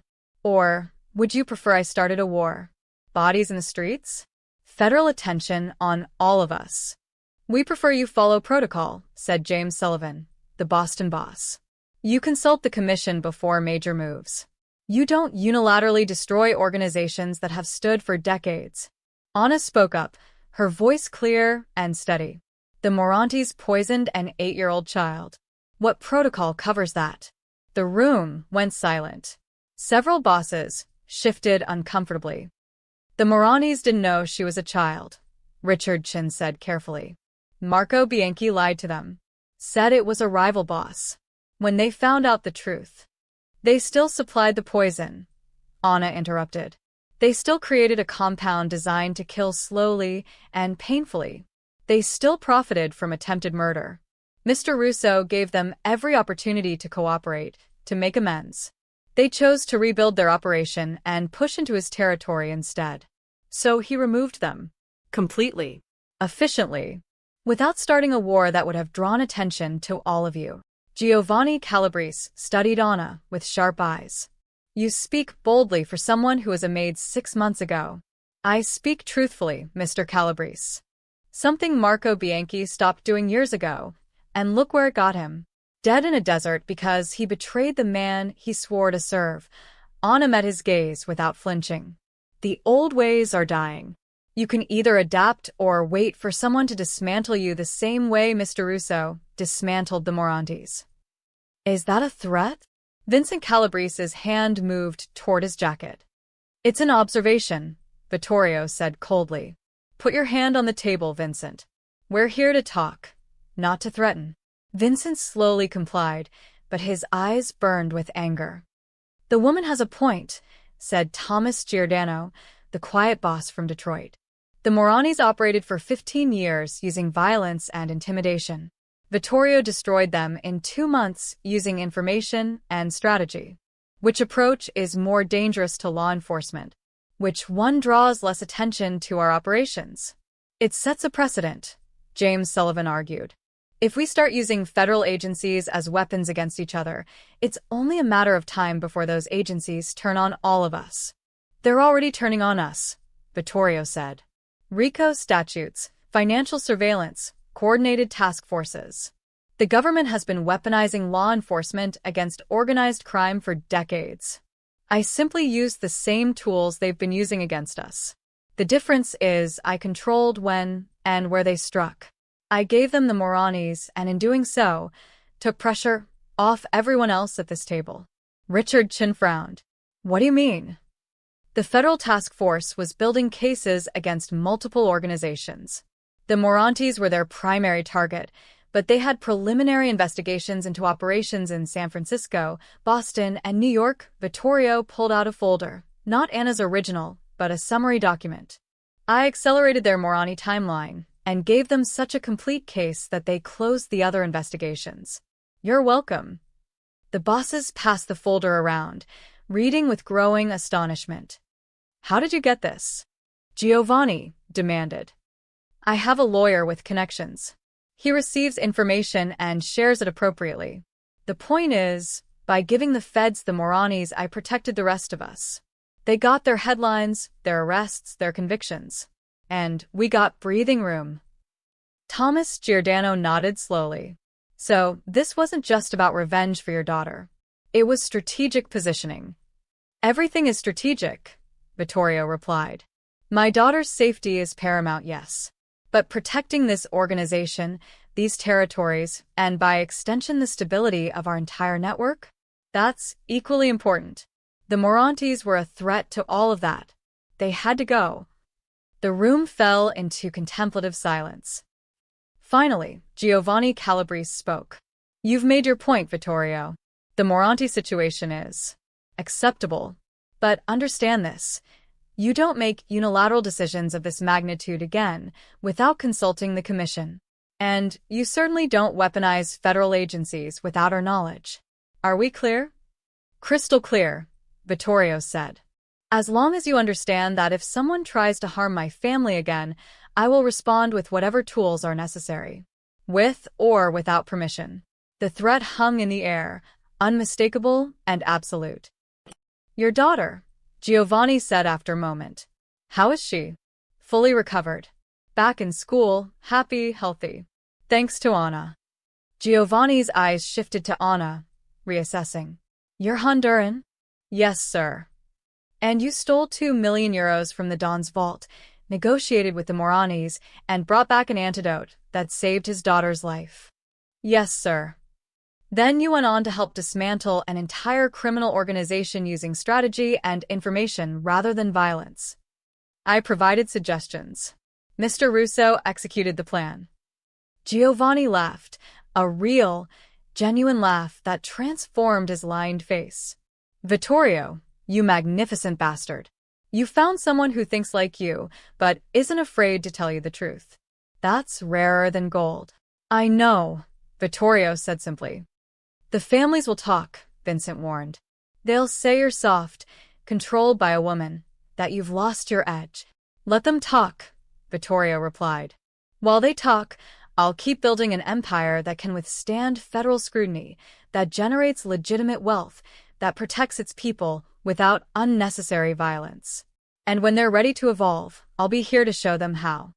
The commission meeting ended with grudging acceptance. No votes were taken. That wasn't how it worked, but the message was clear. Vittorio Russo had crossed lines, but he'd done so effectively enough that the other families would tolerate it. For now. As they left the restaurant, Anna felt the weight of what had just happened. She'd spoken directly to the most powerful criminals in America. She'd challenged them, corrected them, and somehow walked out alive. "You did well," Vittorio said as their car pulled away. "Better than most men I've brought to commission meetings. They were testing me, testing us. And we passed." He looked out at the Chicago skyline. "Word will spread." Don Russo defeated his rivals without firing a shot. Don Russo destroyed the Morantes with nothing but information and strategy. Don Russo brought a woman to the commission, and she faced down bosses twice her age. Is that good or bad? It's power, Tony said from the front seat. The right kind. The kind based on respect and fear, not just fear alone. Anna thought about that. 6 months ago, she'd been invisible, a maid cleaning floors and serving pasta. Now she sat in cars with mafia bosses, strategized the downfall of criminal empires, and spoke at meetings that decided the fate of territories and lives.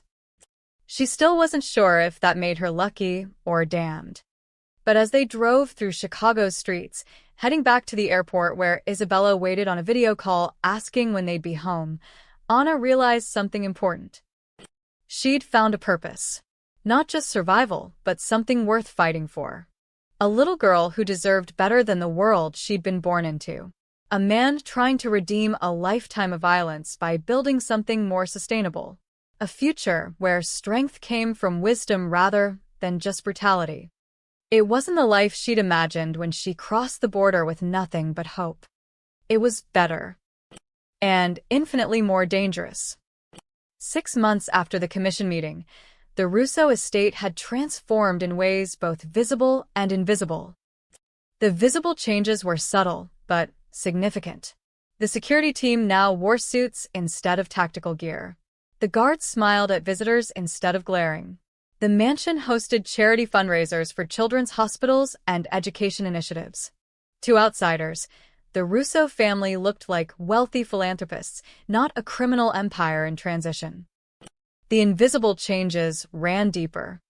In the former wine cellar where Anna had once awaited execution, Vittorio had built a legitimate business operations center. Young professionals, accountants, lawyers, compliance officers, worked at clean desks with proper computers, managing the increasingly legal side of Russo enterprises. Construction, real estate, energy, shipping. All legitimate now, or becoming so. Anna walked through the operations center one morning, reviewing quarterly reports. Her title was officially Chief Financial Officer of Russo Holdings LLC, though some of the old guard still called her that maid who saved the little girl. She didn't mind. It kept her humble. The downtown project is 3 weeks ahead of schedule, reported David Torres, who'd confessed his theft months ago and proven himself invaluable since. Union relations are excellent. We're actually getting positive press for our safety record and worker treatment. That's because we're actually treating them well, Anna said, signing off on bonus payments for the construction crews. Novel concept. David grinned. The other developers hate us. We're making them look bad. Good. Competition drives improvement. Anna moved to the next report. What about the energy contracts? Signed. We're now the primary supplier for 3 school districts and 2 hospitals. All above board, all properly bid, all profitable, David hesitated. Some of the old lieutenants are grumbling. They say we're making less money than we used to. We're making cleaner money. That's worth more in the long run. Anna looked up. Any specific complaints I should know about?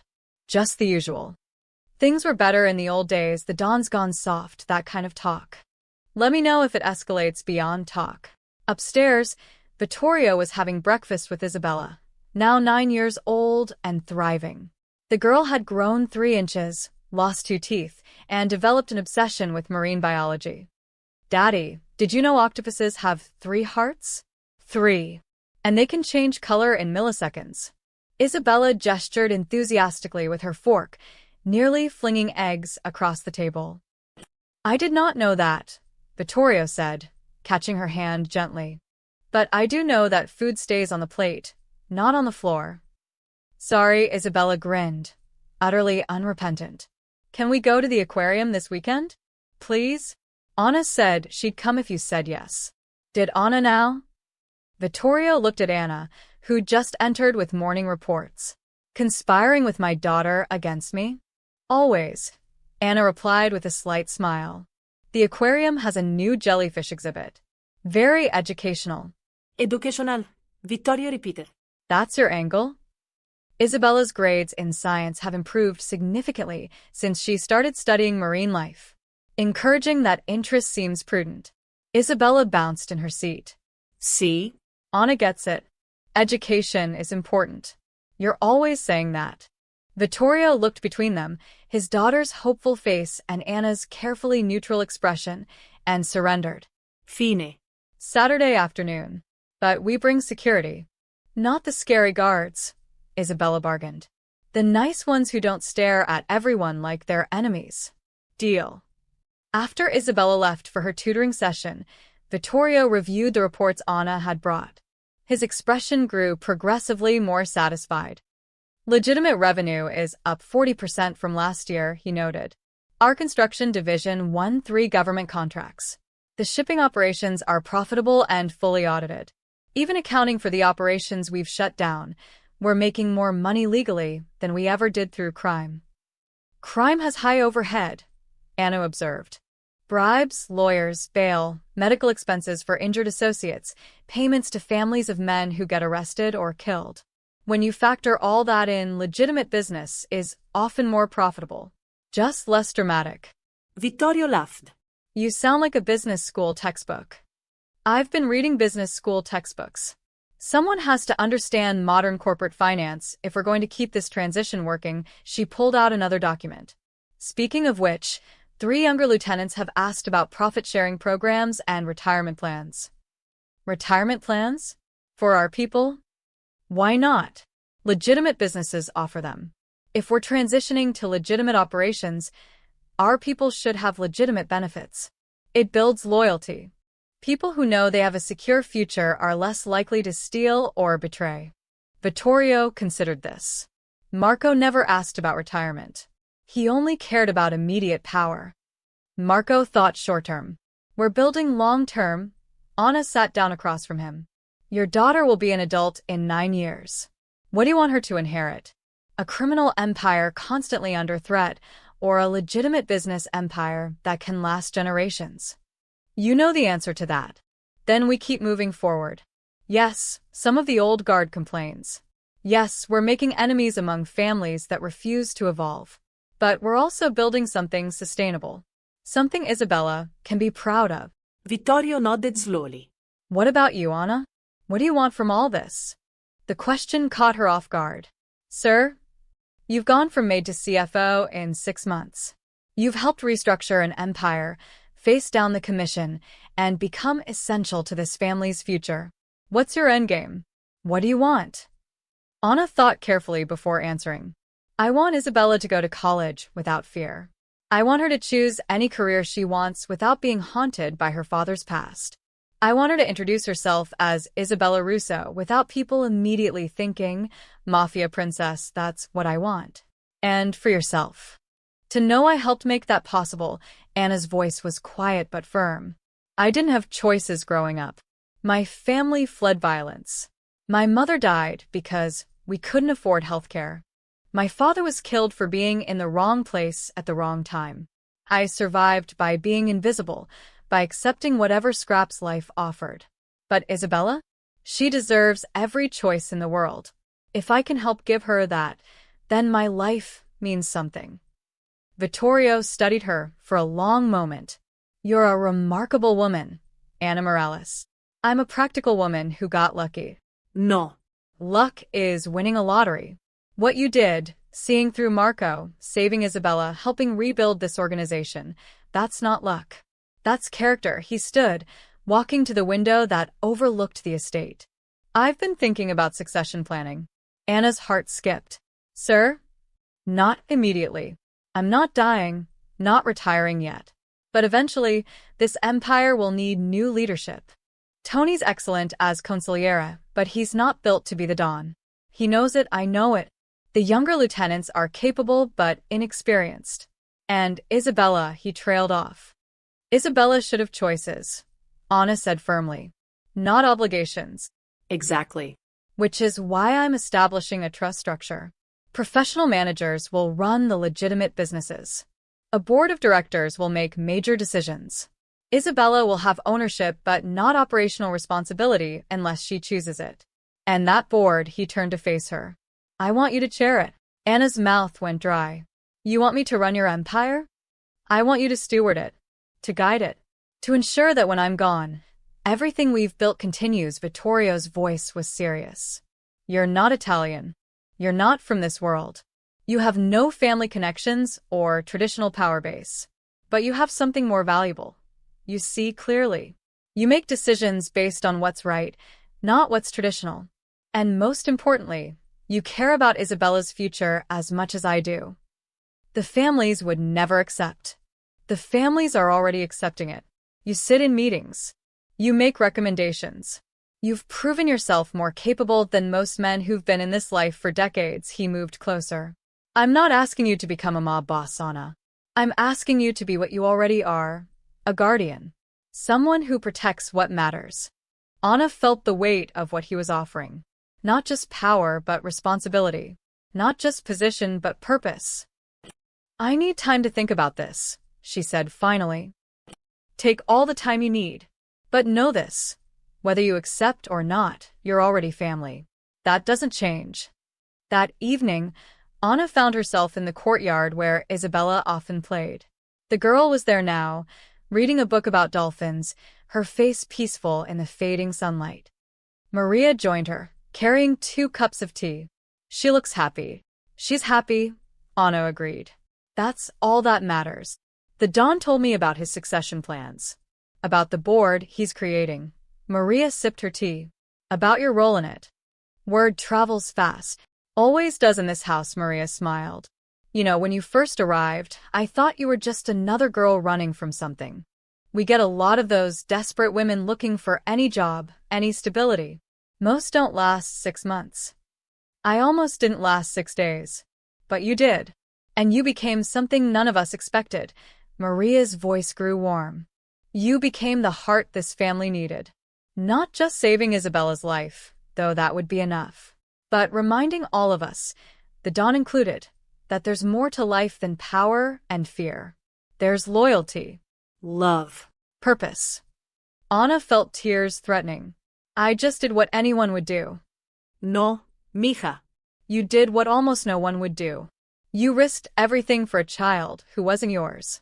And in doing so, you saved more than just her life. You saved this whole family from destroying itself. Maria squeezed her hand. Whatever you decide about the Don's offer, know that you've already changed everything. This place, these people. We're better because you're here. In the courtyard, Isabella looked up and waved. Anna. Come read with me. This book says dolphins have their own language. Maybe we could learn it. Anna waved back, smiling despite the tears in her eyes. She'd crossed a border with nothing but hope, survived by being invisible, and somehow ended up here. Valued, trusted, essential. Not bad for a maid from Honduras. Not bad at all. The annual gathering of the 5 families took place in a neutral location, a renovated warehouse in Philadelphia that had been swept for surveillance devices 3 times. The commission had evolved into something more formal now, with quarterly meetings and actual agendas. Vittorio arrived with his usual entourage, Tony for security personnel, and Anna. The other bosses noticed her immediately. Some nodded in acknowledgement. Others exchanged knowing glances. Giovanni Calabrese actually stood to greet her. Ms. Morales. Good to see you again. Mr. Calabrese. Thank you. I heard about the downtown construction project. Record safety, ahead of schedule, under budget. Impressive, Giovanni's eyes twinkled. You're making the rest of us look bad. Just doing good business, sir. That's precisely the point, he gestured to a seat. Shall we begin? The meeting covered standard territory, disputes, opportunities, federal pressure, changing markets. But toward the end, Richard Chin raised an unexpected topic. Vittorio, there's been talk about succession, about your unconventional approach to leadership transition. Every eye in the room turned to the Russo delegation. Vittorio leaned back calmly. My daughter is 9 years old. Succession planning seems prudent. Indeed. But the structure you're proposing, a trust, a board of directors, professional management, it's not traditional. Vincent Calabrese's voice carried skepticism. And your choice for board chair raises questions. Ask them, Vittorio said flatly. Vincent's jaw tightened. She's not Italian. Not from a family. Not even American by birth. You're proposing to put a Honduran former Maid in charge of one of the most powerful territories in the country. How is that acceptable? The room went silent, waiting for Vittorio's response. But it was Giovanni who spoke first. Vincent, shut up, the old boss's voice carried absolute authority. You're embarrassing yourself. Father, I'm just saying. You're saying outdated nonsense that got the Moranis destroyed. Giovanni turned to address the room. Ana Morales saved Vittorio's daughter when his own consigliera tried to murder her. She exposed a traitor none of us saw. She helped dismantle the Morani Empire without starting a war. She's restructured Russo operations to be more profitable and less vulnerable to federal prosecution. By any measure, loyalty, intelligence, results, she's earned her position.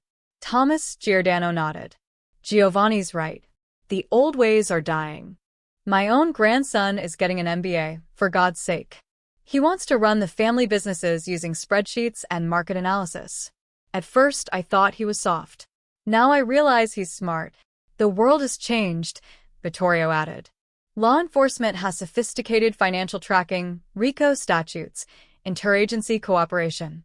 The families that survive will be the ones that adapt. Anna represents that adaptation. She understands both worlds, the old codes of loyalty and honor, and the new realities of legitimate business. So, you're proposing what exactly? Richard Chin asked. That we all hire women from Central America to run our organizations. I'm proposing you promote based on merit, not tradition, Vittorio replied. That you find people you can trust, people who've proven their loyalty, people who think strategically rather than just following old patterns. Whether those people are men, women, Italian, Chinese, whatever, competence matters more than pedigree. Anna spoke up, her voice clear. Gentlemen, I'm not here to threaten your traditions or change your families.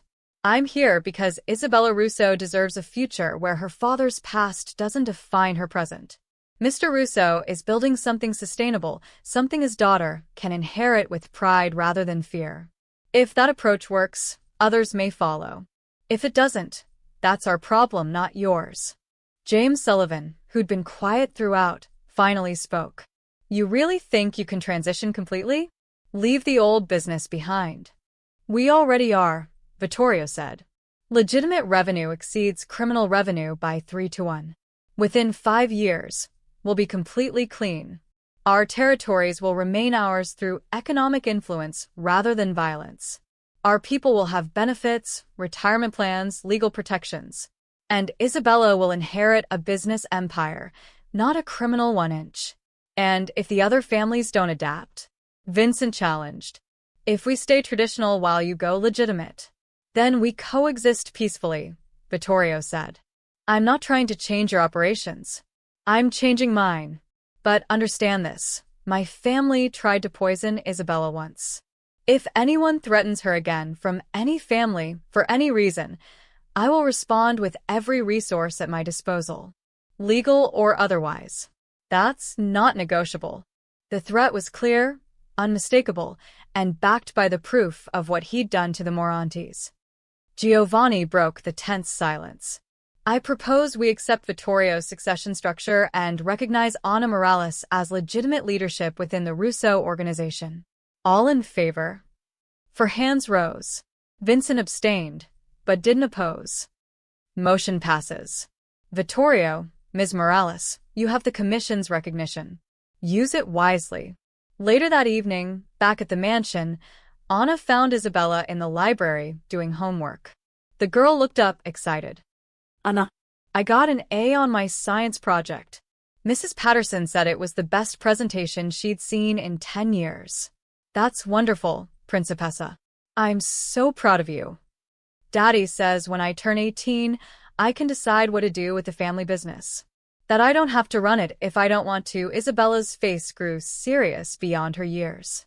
He says you'll make sure I have choices. Always. Every choice in the world. Good. Because I think I want to be a marine biologist. Or maybe a veterinarian. I haven't decided yet, Isabella grinned. But definitely something with animals. They're easier than people. Anna laughed. They certainly are. That night, Anna stood in the old vault, now converted to a secure records room. The space where she'd once stolen €2 million to save a dying child now held legal documents, corporate filings, and trust agreements. Vittorio joined her, holding a small plaque. He mounted it on the wall where the cash had once been stacked. The plaque read, ANA 1-0-4. The new vault code, he explained. Anna, October 4th. The day you saved my daughter. The day everything changed. You're making me cry again, Anna said, wiping her eyes. Good tears this time, he smiled. You stole from me once. Now I'm trusting you with everything. My business, my legacy, my daughter's future. That's not a burden I give lightly. I know. I'll honor that trust. You already have. They stood in comfortable silence, two people from completely different worlds who'd found common purpose, protecting a child, building a future, proving that loyalty mattered more than bloodline. Upstairs, Isabella's laughter echoed through the halls as she played with the estate dogs.